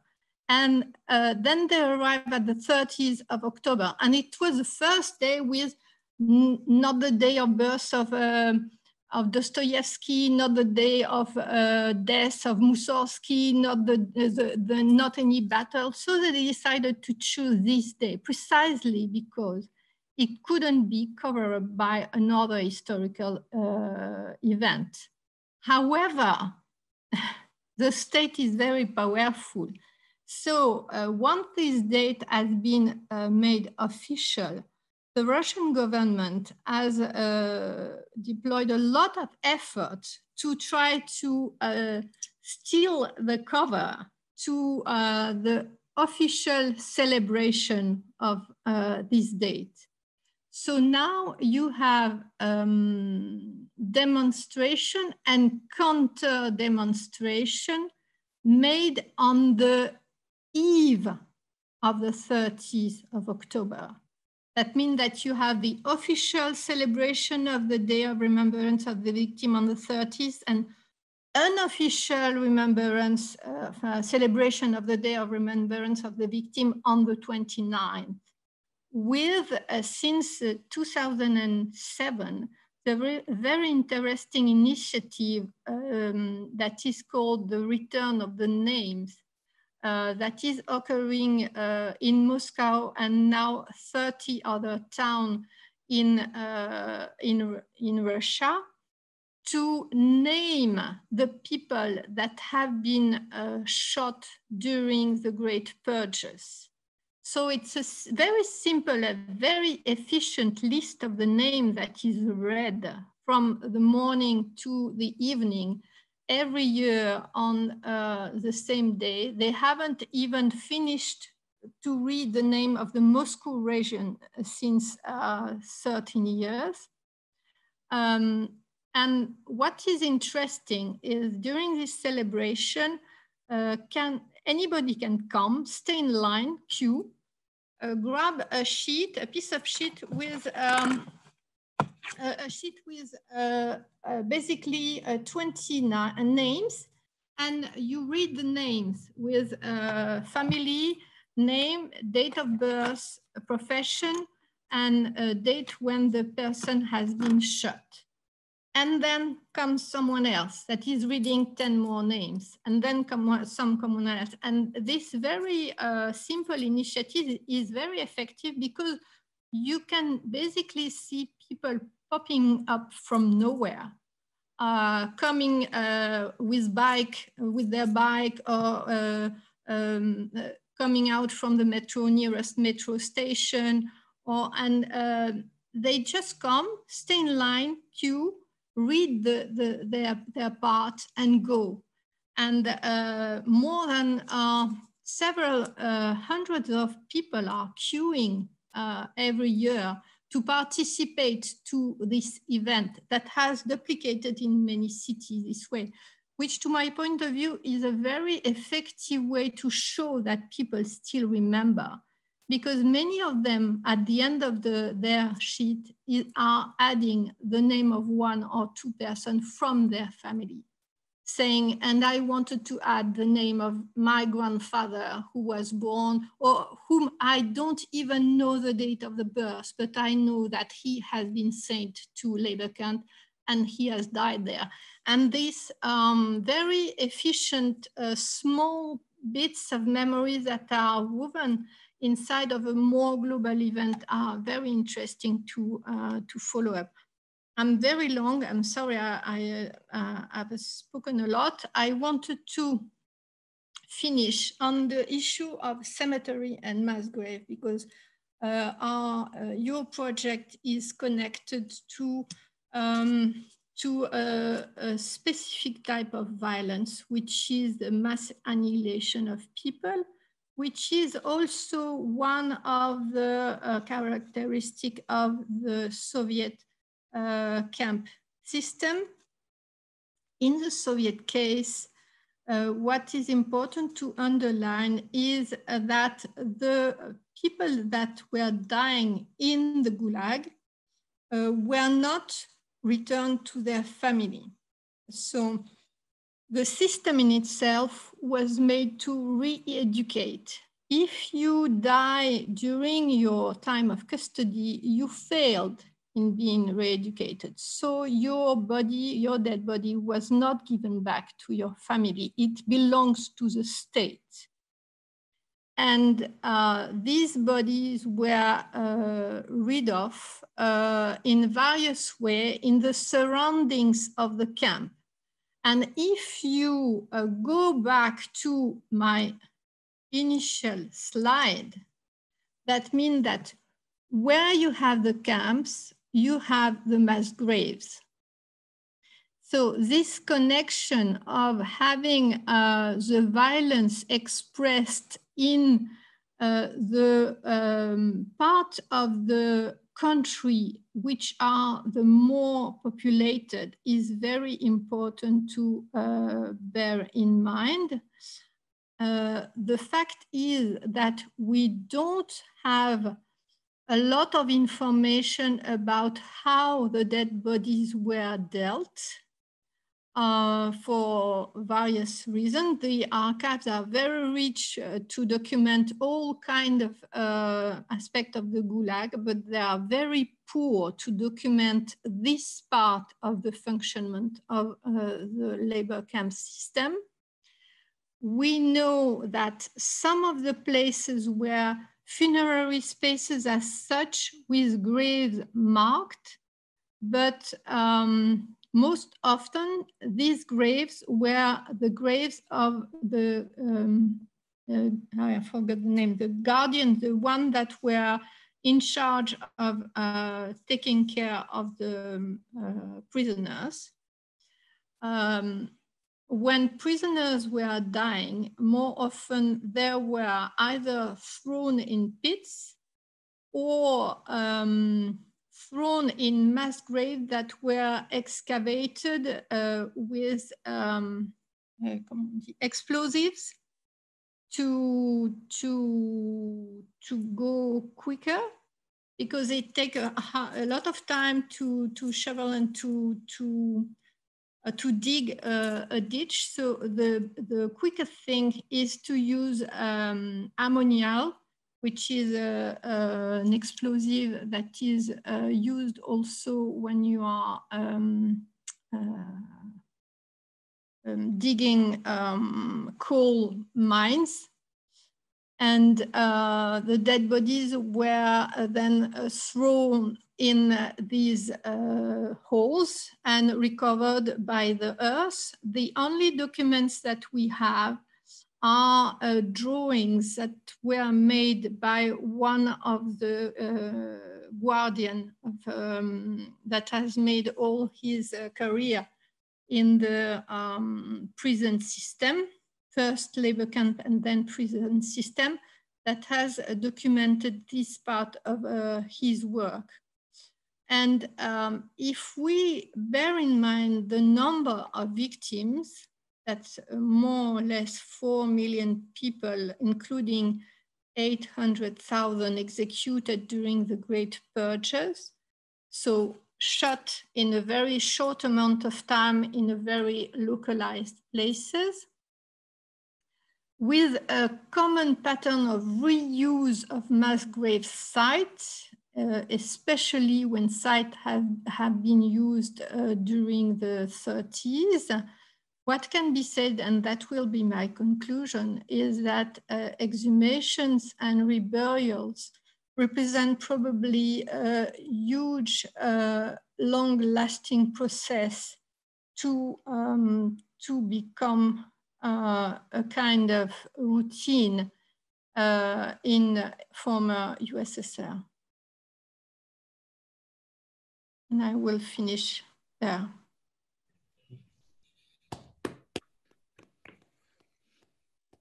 Oh, wow. Thank you.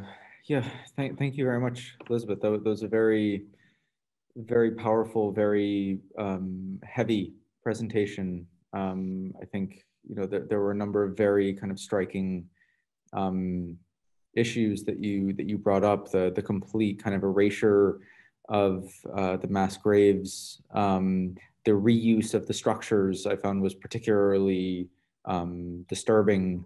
But yeah, I mean, I think I just want to thank you for kind of opening up, I think for me and for us, this issue of commemoration of mass executions on a site, because I think it's very clear that the issue that we are facing here, working with the site of Bабin Yar, is the significance of this is much further reaching. Whereas we are not just kind of walking along the path of the long history of Holocaust memorialization, but there are kind of multiple pathways that are converging here. Whereas the mass execution of Soviet prisoners is also one. And yes, yeah, please finish. No. It's okay. I wanted to open the floor to comments. Yeah. Thank you so much. For me, it's especially interesting because, first of all, because I know most of that, but even for me, there was a point of view to all of that, and then the global picture would give me some other feeling of all of that. I think only one detail, the last part, when you talk about commemoration in Russia, for example, or like about queue of people who saying it's not true. I mean, it exists in Moscow. It exists, but with very, very small numbers. Because, and I think the Russia is a good and at the same time good example of terrible thing. Mm-hmm. You know, because it never was a process, but was clearly named that the Stalin is a murderer, that he with another group of people murdered millions of people.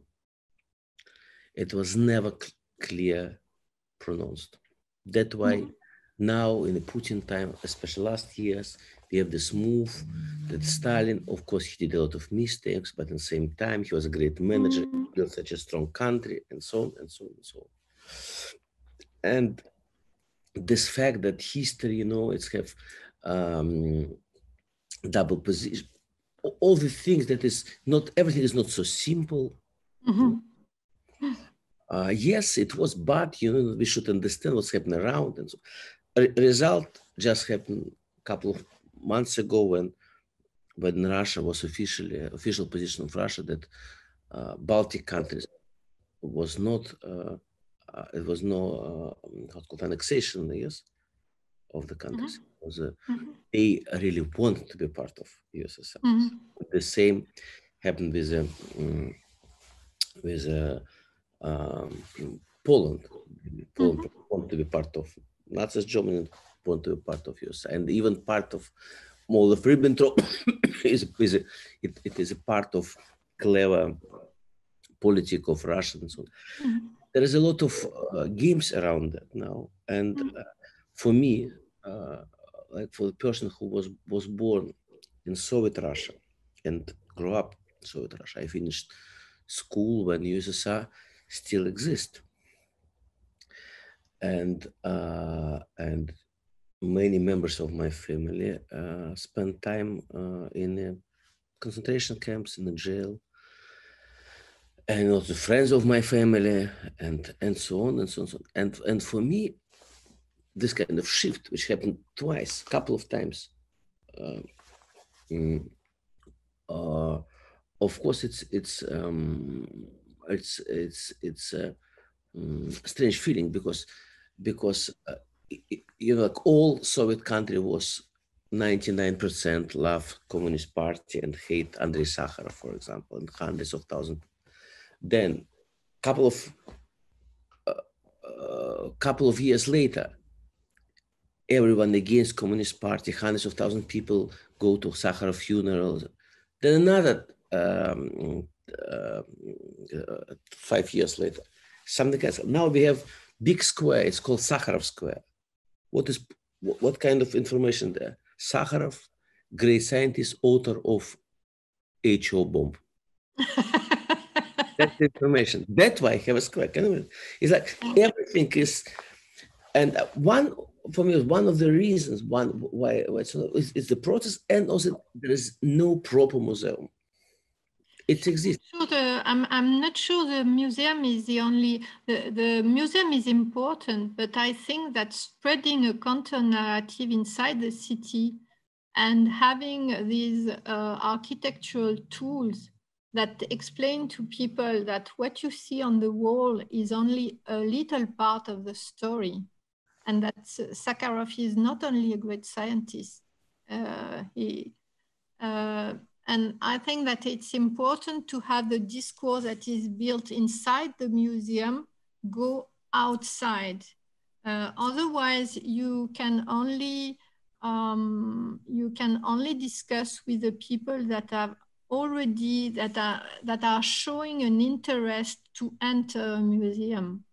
But I think that for such an important place as Babin Yar, the challenge is much bigger. You have to fight structural anti-Semitism, and you have to fight structural denial of the state violence, because the state violence of the Nazi is mirrored in a way, in a weaker way, of course, but still in a way, by the state violence of the Soviet period. And I think that it's one of the huge challenge. It's to name the victims and name the perpetrators. And this has to be made outside the museum too. If you lock the discourse inside the museum, you are missing a part of the efficiency of your work. For me, just museum is not the building. That way I absolutely agree with you. Museum is something what have a right to tell the story, have kind of the right, and which have also have also place, and the mechanism created, how it can exist. Because in Russia we have a lot of small initiatives, but all of them is dissolved in a huge sea of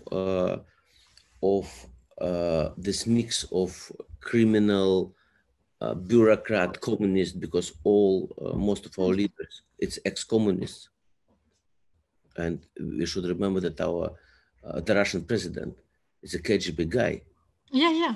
Like, it's like after Second World War, Colonel of SS will be head of the country. And it's something that is impossible. It's part of the Russian reality.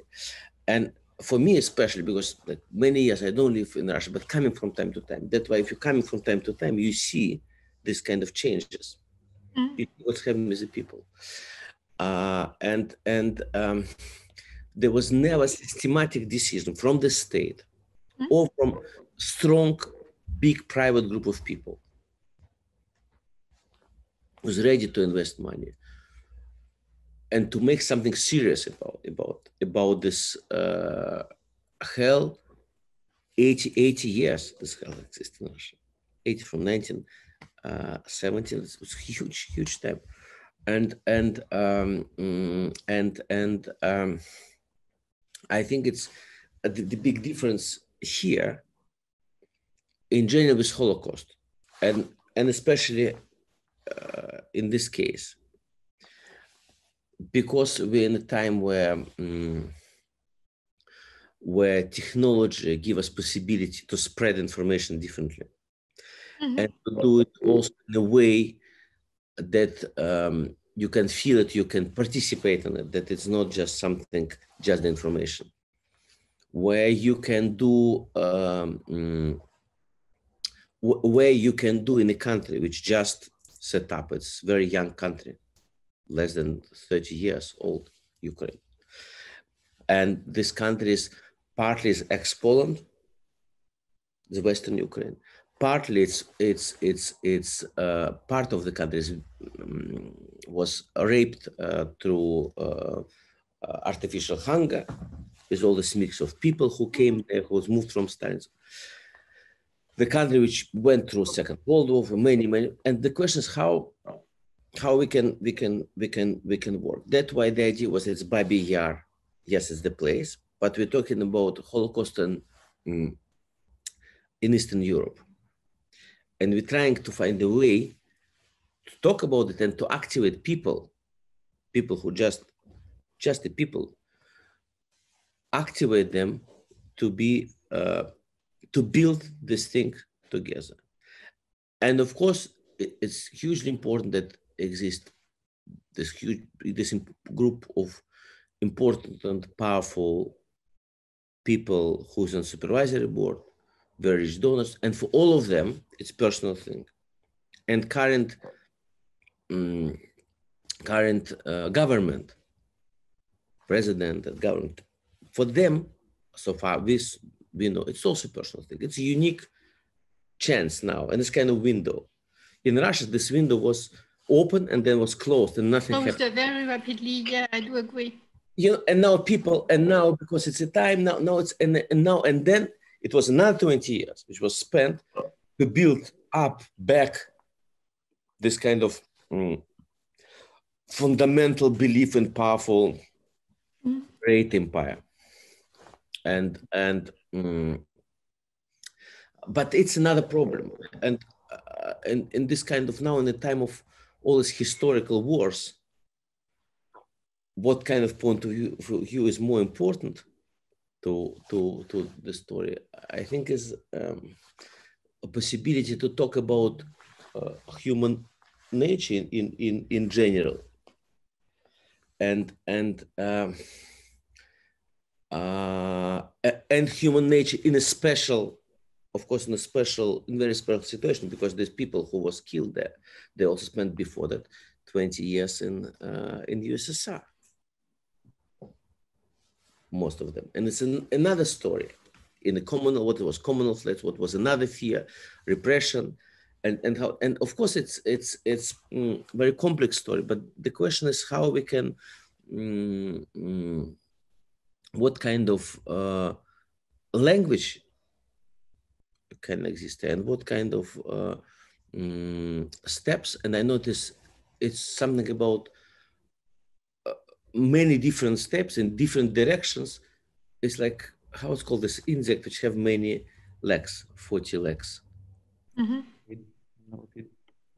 You know, and en français, they have 1,000 legs in French. Yes, it should be like that. It should be movement, and the scale is important. The scale is important, experience, and this feeling that is not happening with somebody else, because in all this ex-Soviet countries, everything happened with all of us. Second World War happened with all of us, especially in the country like USA or Ukraine, which is really completely occupied. Almost, or like I talked yesterday to a friend of mine. It was even today, and we talk about, and she's from Minsk, from Belarus, from White Russia. And in this country, every fourth person was killed during Second World War. Mm-hmm. Every fourth person, can imagine. But it's a feeling that was so many years ago. And the question is how we can, but in fact, it's happened just, you know, I was born 30 years after Second World War. And now, of course, I remember very well what was 30 years ago, and it was just like nothing. That means that the people who, and this kind of time-wise, it's nothing. How we can bring how we can create the feeling that the time is not linear, that this thing is keep existing, and we should have a deal with that. This thing I don't know yet, but I think the structural decision of the whole space and the whole territory, that we're talking about temple, we talk about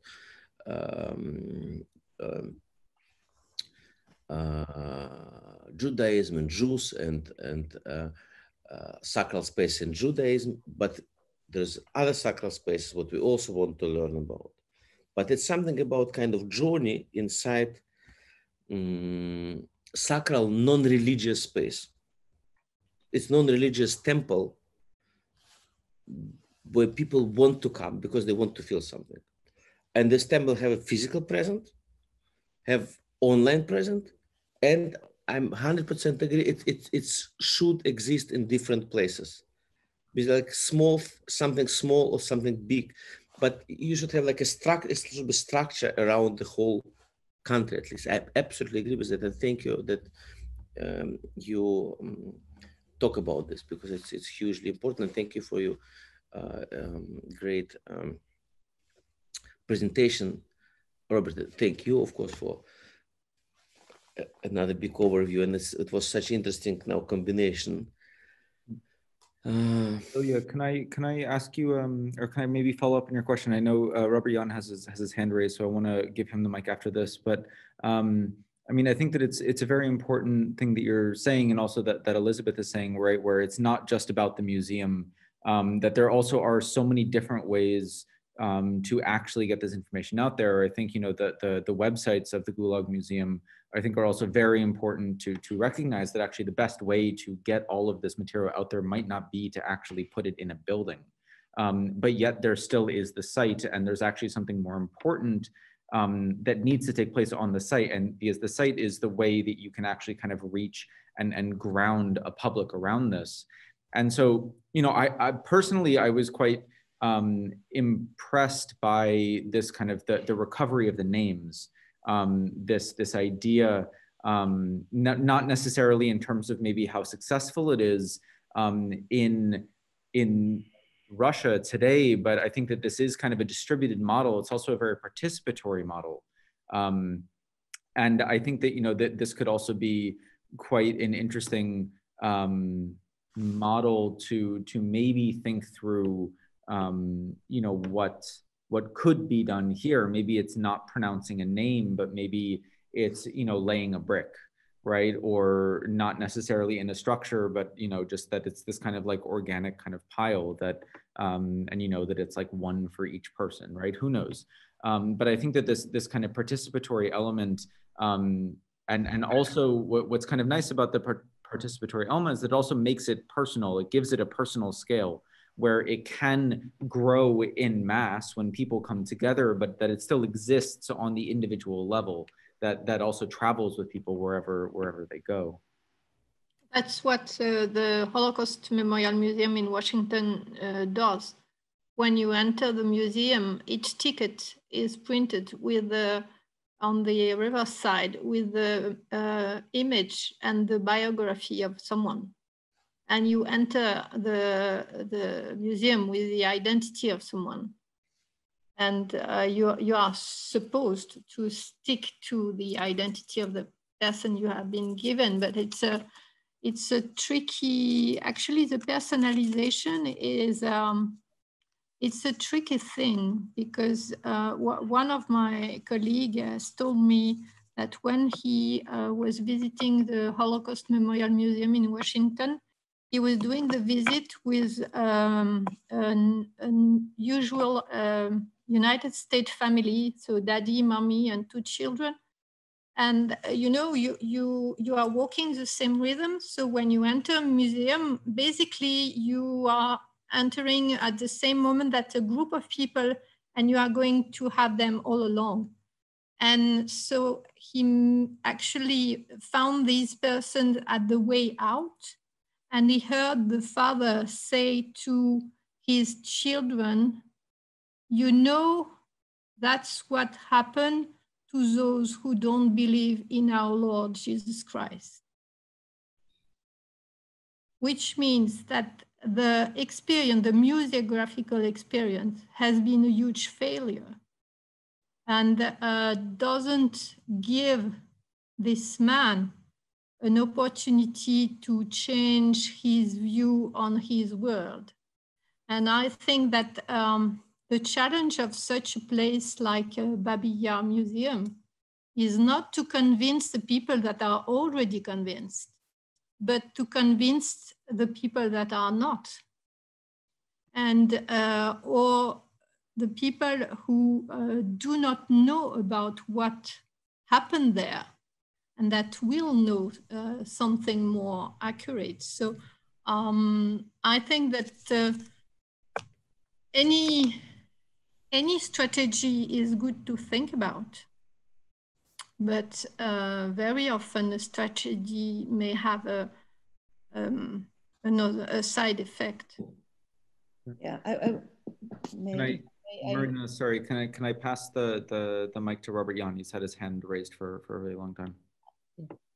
Yeah. Okay, just a couple of things. It's absolutely, I love the talk. I learned an incredible amount, and I thought I knew the topic relatively well.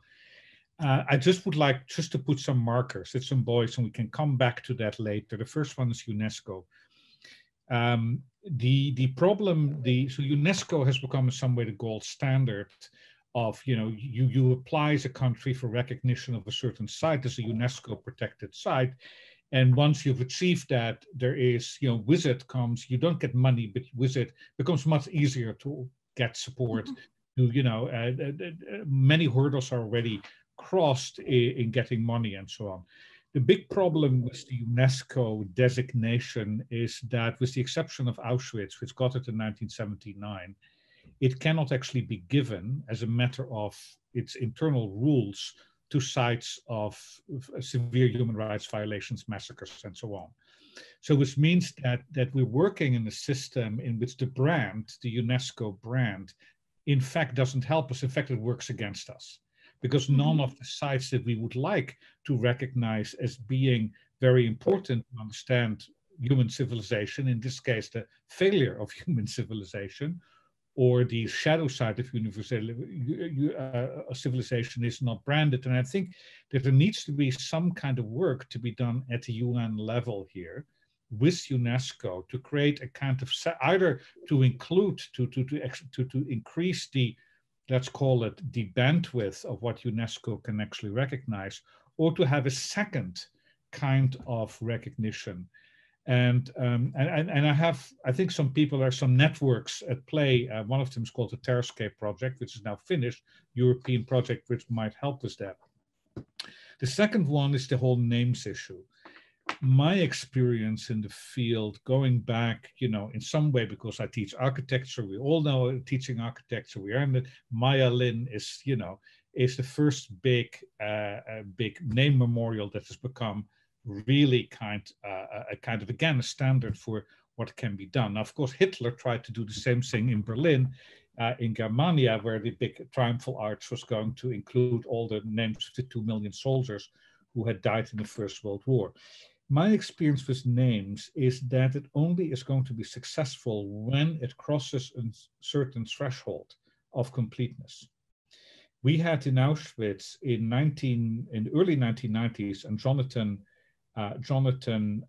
Weber was part of that. He actually chaired a conference, and I was part of that conference, and they wanted to do a name memorial in Auschwitz at the time.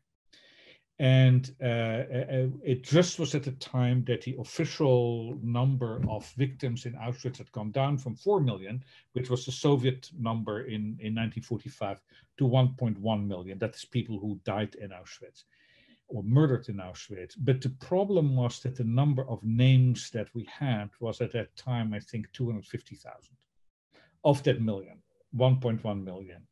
And and the museum very much wanted to create a name memorial, and the outside panel, and I was part of that outside panel, said you cannot do that when you have only a quarter of the names. Yad Vashem it seems to be that Yad Vashem right now has just crossed the threshold where I think a name memorial becomes effective. That is that you go, I think it is right now, there are 4.5 million names of the Holocaust, which, you know, we arguments between 5.8 and 6.5. It seems to be at 4.2. We're now starting to say, okay, in some way, this name memorial is going to mean something because it does make that claim of completeness. But if you go to the Umschlagplatz in Warsaw, which has a name memorial, because they had only a small, I think it was 15% of the actual names of people who went to the Umschlagplatz, they decided in the end to do only first names, typical first names, yeah.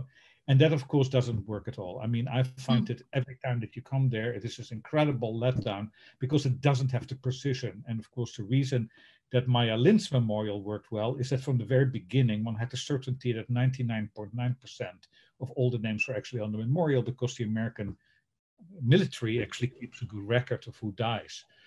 And so this is in response to the kind of the grassroots idea of naming names, and then you throw your own, you know, grandpa's name in it, or, you know, your uncle's name or great grandpa's name as you read them.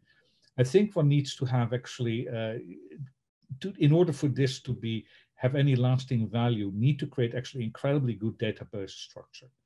And the countries where it works well, in the Netherlands, they have an incredible digital memorial for the Jews who died in the Second World War.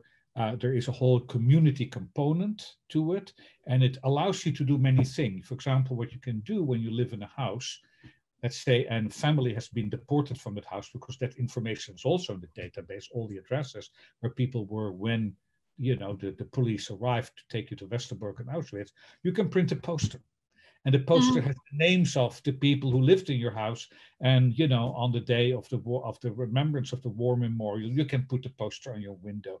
And here lived, blah, blah, blah, all of these people, and this is what happened to them. But again, it only works because we have 100% accuracy.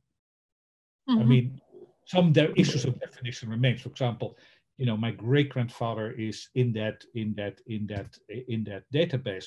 But in fact, the question actually is, you know, did he really die? And he died during the Holocaust. He died as a Jew during the Holocaust. But did he die really in the Holocaust? Here are all of these. There are all of these issues of definition. So I am very much in these issues. I'm in some way I love grassroots phenomena. But in some way, I think, and listening also a little bit to Ilya here, I think that I really believe very strongly in very strong structural, institutional frameworks to support this. And I think we probably need to go to UNESCO and and start talking to these people. You know, for starting with Baba Yar, to get some recognition. So that was where inspired by Elizabeth thing, and then of course his massacre, but that's a whole other story. Okay.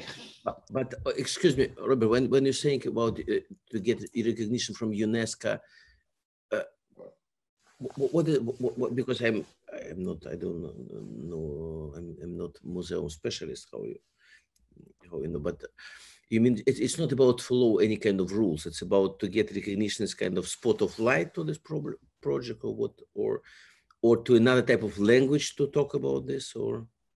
Yeah, I think it is. I think we need, you know, in some way, I think it's important to recognize that whatever Baba Yar is going to do, what you're going to do in Baba Yar, that you're actually part of a community. And your community is not a community of Disneylands. Your community, you know, of people who run big theme park. It's not a community of state museums, state history museums. You are in a community where you have incredibly, I think, well-managed places which have faced many things, like Auschwitz-Birkenau, like the Buchenwald Memorial, like right now a place in the Czech Republic which has to do with Roma Sinti history and so on. And I think there's a community of discourse already there. And I think that UNESCO is obviously, if we're looking at any organization in the world that has a global reach, and I'm thinking about the work that Elizabeth has been doing and with your group on mass graves in Argentina. yeah, in Uruguay, where there are many mass graves of Argentinians who ultimately were buried in Uruguay. There are so many of these sites that I think there needs to come. I think it is the time that there is going to be some kind of international framework for us to actually also start, discussing amongst ourselves, that is, the community of people are struggling with this globally.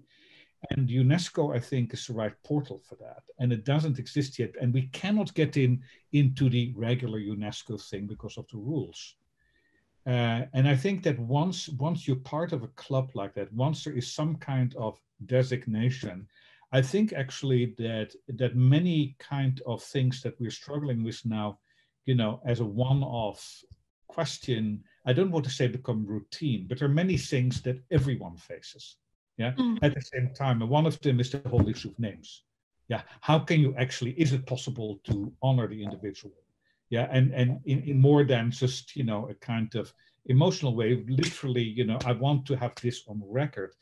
And so this is where I think, in some way, I think that, the Babin Yaar initiative, I would say, needs to have a representative in Paris who's going to be like an ambassador for this with UNESCO, yeah, to actually start arguing the importance of this at UNESCO, because it's obviously the address where we need to start to make an important contact.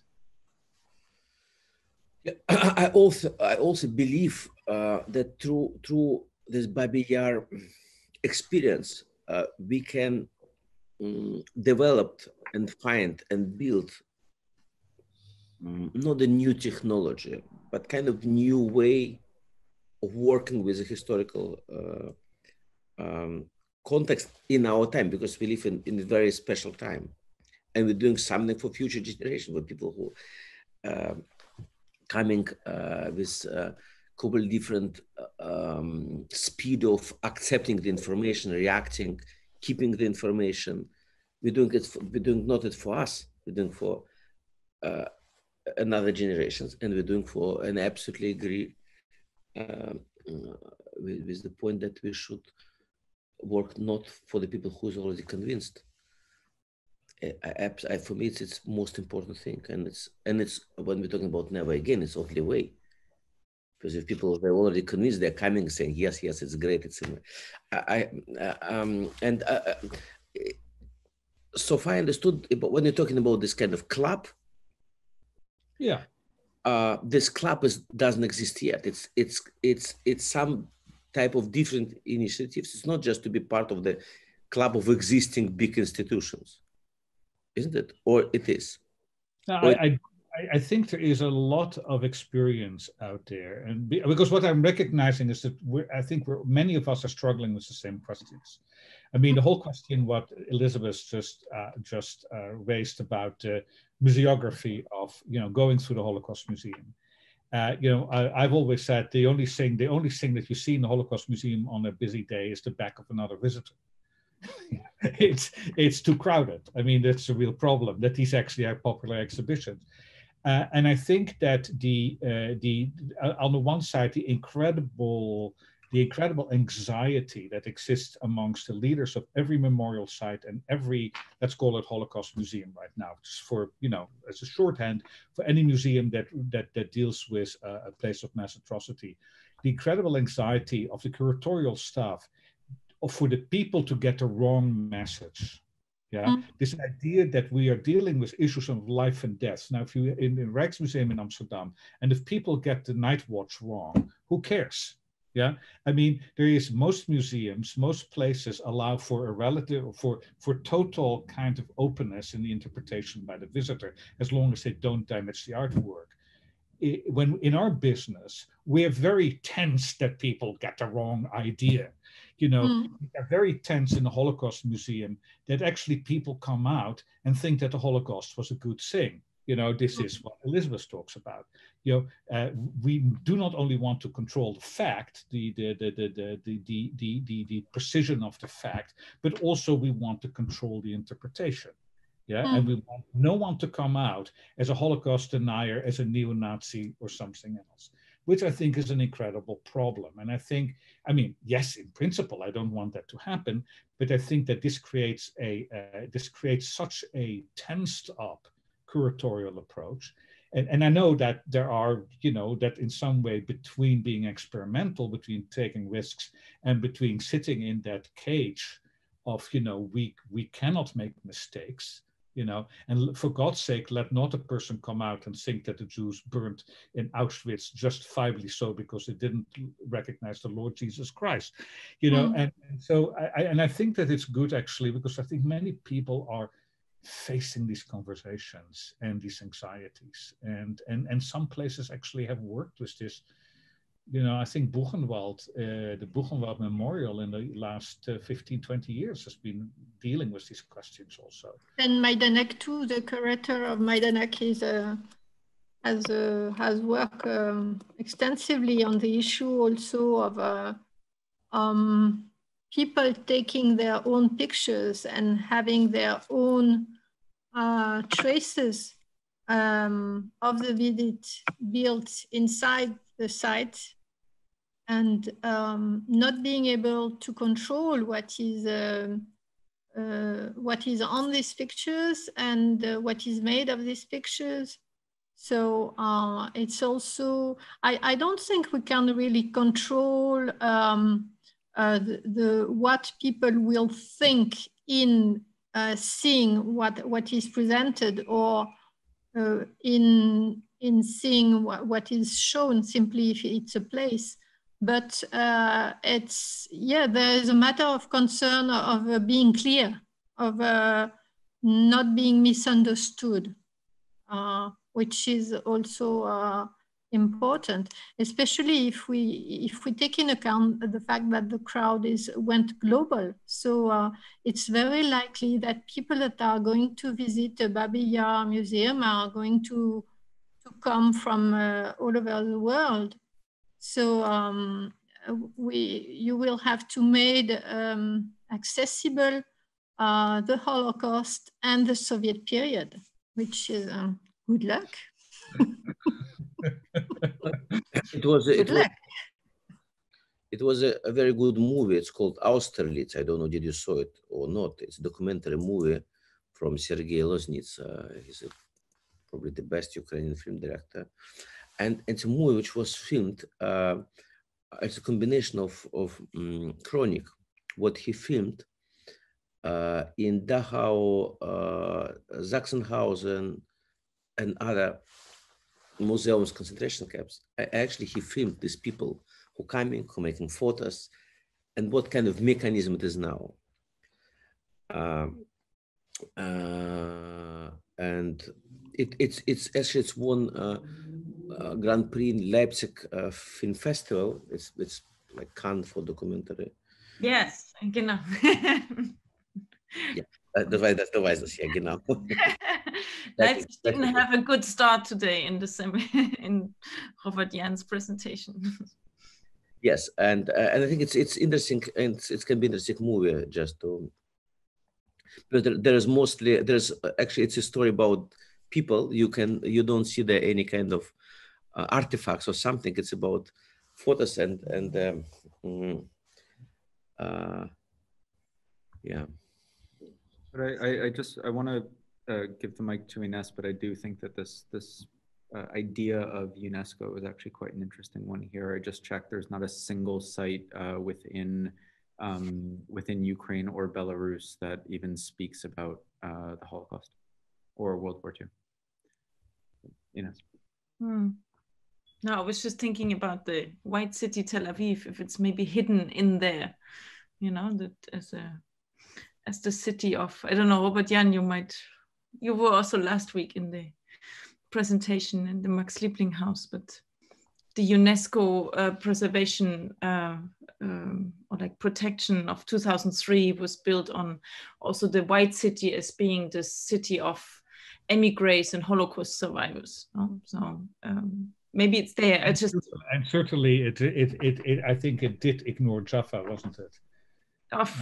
It's big thing. I mean, let's not start. No, that gets us off now. But No, but I really also thanks Elizabeth and again Robert Yain for your amazing presentation. I mean, I really appreciate that kind of academic and really kind of thorough and kind of detailed approach to the issue. And I still believe this should have been our cultural program. That is the beginning of that memorial site. So we do it now internally, it's recorded, that's fine. But I think it's the beginning of what we want to do already, to draw together all these different sources and also associations and let's say knowledge about similar projects. And I mean, for me, it's when I teach architecture, I always have a problem if I speak about one building. Let's say I take the house Tugendhat, no, in Brno, and I want to pass on because actually I just wanted to speak about modernism in the 1920s, right? And you just cannot move on because that building draws all the forces. Everything you want to say about 100 years at least history is in that building, right? You cannot move on from that slide. So it's kind of something that you want to show what happened afterwards, what happened in 1933, what happened when actually the family had to move out and a Nazi family moved in, and actually the site itself tells the story all the way through the socialist regime until the restitution, until actually the governmental contracts have been signed to divide actually Czechoslovakia. As you know, it's all happening in that very building. So it's kind of, for me, that is also why I was so fascinated in that very Max Liebling house where Robert Yain was speaking last week. So it's kind of, it became more difficult to tell a history, like let's say from our embracing of that history, which is never, it cannot be presented through one gesture. It's always connected. So it always brings in many layers and references. So even the fact that after 100 years, we still have to learn about those sites, right? So it's actually this, for me, it's the bringing all the, or making a collection of all the names means that I need to still research them. We don't know them, but by setting up an archive, there's a structure which shows exactly there's something missing. So you have a guess. This was very impressive, Robert Yain, when you said actually we knew it's 6 million. I mean, 4.5 could be confirmed, but we knew only 250, right? But if I set up an archive and I leave space, let's say let's now in digital form, I have it, yeah, I have the space to actually file for 6 million. It's then, I mean, we are building actually a kind of also an archive that is both reconstructing, but also it always asks us to research more because there are gaps.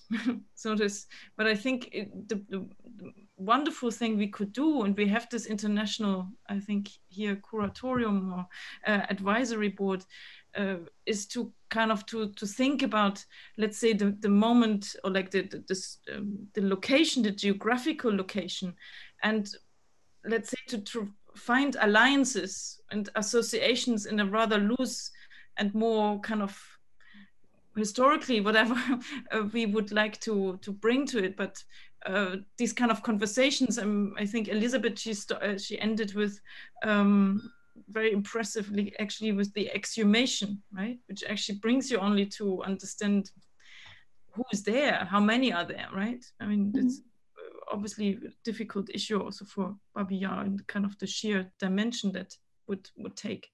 But I think if we look at the work of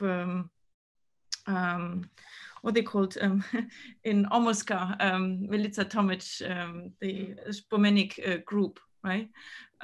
For example, so there are artistic practices that actually work with finding actually also kind of an access to these difficult sites.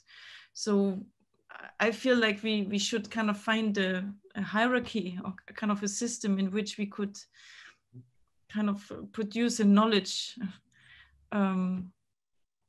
discursive platform in which we can speak. And sometimes this has to be, knowledge has to be provoked through architecture or through certain performances on the site, right? To actually to trigger discourses, to tease out, even it might be the press, but it might be also locals who come out and say, you know what, actually I have something. So it's this kind of the backing of knowledge, of historical knowledge and connectedness, and then the momentary, let's say, provocation or continuity given through, let's say, architecture on that site. So maybe that was very long, but I felt like I wanted to show how complex it is in a way, and actually fascinating also, and to have like something complex and that sits together with a specific decision on the site.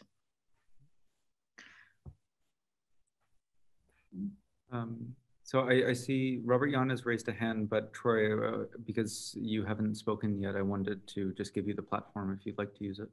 Yeah, thanks, Nick. Yeah, and thank you, Elizabeth and Robert Yawn, for those presentations. Really, really helpful knowledge, and I appreciate your insight. I really would love to get into the what I think are kind of the open question of these burial practices, which for me is of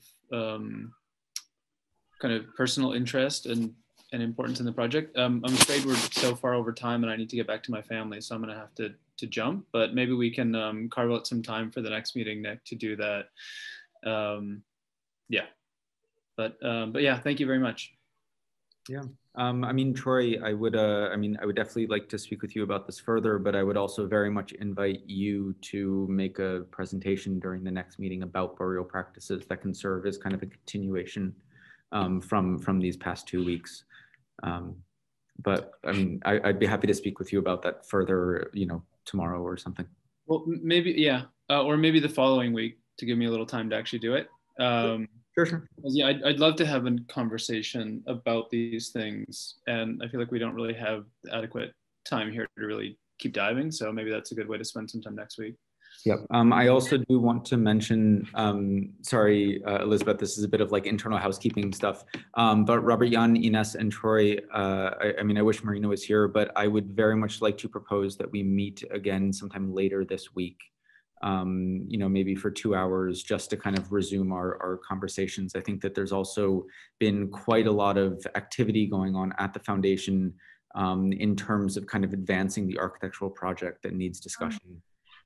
So as I did last week, but it didn't really work out, but I will send a doodle and hopefully we'll be able to find a time just to give us more time to reflect on, you know, as Inés is saying, it's like now that we've started doing this, what does it mean? But then also like what else kind of is there going on in the background? I think this is a very important thing for us to do.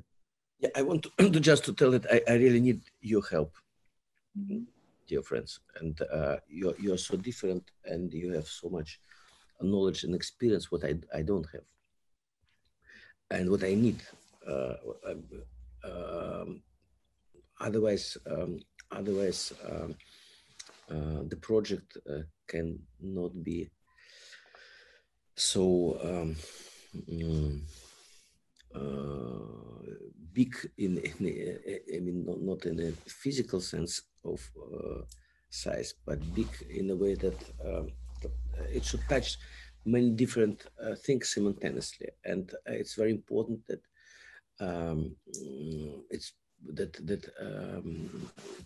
that for example this presentation today and the last presentation from Robert, the first part of this presentation, they're really touching something what is non-linear, but at the same time there is always few quotes, few something would open another door and another possibility, and sometimes give for me possibility to think about it differently and to invite other people and to try to build a body in the right way. And I would like if you can find, I would like to ask you for favor to find more time, maybe not all of you simultaneously, maybe we can do it more. Let's find a way, because we will try to present, we will present in December, like second part of December, kind of concept. Concept is like a general thing.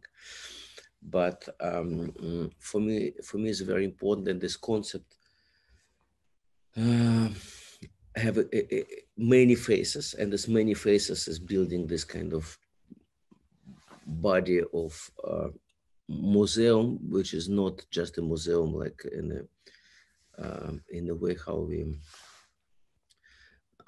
we normally react to the word museum. Because for me, museum, it's in a way a concentration camp. It's most terrible place in all art stage, you know, because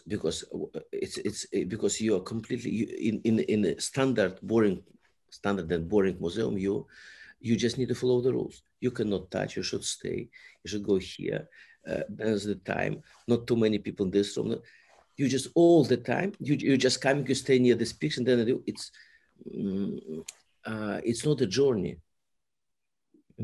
And the idea is to create a journey and to create an experience for people who would love to come to this place. Not because just that is landmark. Landmark is great, and if you do the landmark, it's fantastic. It's also generate amount of public, but because the people coming there because they can get there something. And if you can, maybe through Nick, and we'll talk to Nico, to me directly, if some of you have my contact, and please send to everyone. If you can find some time to talk, and if I can I can share where we are now, what we are doing, then maybe it's I believe it will be very, very important for Bабин Яр project. Thank you. Your microphone is. Yeah, no, I totally agree. So, you know, maybe on Wednesday or Thursday we can find a time, and Ilya, and I think it would be really great if you could actually maybe make a presentation just about like where you both are now, because, you know, I think it's important for us to know all the ways that we can help you. And yeah, so I hope that we can make this happen over the next couple days. I think, you know, what we're doing here, it's really important, but it also kind of demands even further reflection than we've been doing in the past. Great. I'm very happy to help and make myself available. So I'll see you all later the week then. Thank you so much. Yeah. Just one little thing. When we are recording these wonderful presentations, I feel they don't need us all the time, no? Can it be just, how is it recorded, or how does it sit on the other side of those who record? We are going to be always in the Zoom window, which I don't think is necessary when somebody is speaking. We have a presentation and we all like around that. Because I mean, when I'm thinking about, let's say we have presentation 1 with a date by Роберт Ян. Now we have Elizabeth, another one. So we have already 2 items, let's say, in that kind of archive to be filed. That's maybe becoming an online platform of all sorts of presentations. And I would assume that, let's say, if we have 100 presentations or 50 presentations, we're going to realize, oh, that's about burial practices. That's about, yeah. So like all of a sudden some themes and strengths will become clearer out of the sheer kind of rhythm we give to that project. Or like, let's say there are a few names of people we could still invite. So that becomes actually an archive, but also our driving force to think. So it might split actually into the presentations and the actual conversation we have about the site. Yeah. I mean, I think that there is very much this need to kind of work in parallel here. And so, you know, I'm just looking back now at kind of how these things are recorded. It's basically just like this. I mean, it's what we see. So when there is a presentation, when there is a shared screen, it features this and then has like the small kind of thumbnails on the side. But then when it's just a discussion like this, it goes back to the grid. And I just feel it could be the beginning of the project already. So that is it. That's, you know, we are already in 3 presentations into it. So just to make it nice so that it's easier. I don't know. That's how I would do it. Definitely. Yeah. But no, so I would say let's talk further about this on Wednesday or Thursday, maybe. I need to leave now. Yeah. I hate to say goodbye to, especially hate to say goodbye to Elizabeth, because it's so nice to see you again. But hope to see you soon, before too long, back in Paris or wherever. And I will see all of you then, I guess, later in the week. Yes. Except that this time on Wednesday doesn't work. On Thursday it does work, but not on Wednesday. We'll find some other time. Yeah. Thank you so much, Elizabeth. Thank you so much. And yeah, Elizabeth, thank you to you so much. This was a really incredible presentation. I think it really. I'm really interested by the burial practices. So if I am able to allowed to attend at least to the presentation, I would be very interested. Absolutely. No, we would be more than happy to have you as an attendee to Troy's lecture. So bye, Роберт Ян. So no, I mean, let's definitely be in touch over the coming days about this presentation, about kind of what needs to be modified. If you could send me your presentation, that would be really wonderful, just so we can have that visual archive, start building it. And then, yeah, it would be great to have you, you know, in our further conversations. It really would. With pleasure. Thank you very much. Thank you. Bye. Okay. Bye, Nick. All right. Well, thank you, Inés. Thank you, Anna. Thank you, Elizabeth. Thank you. And thank you, Nick.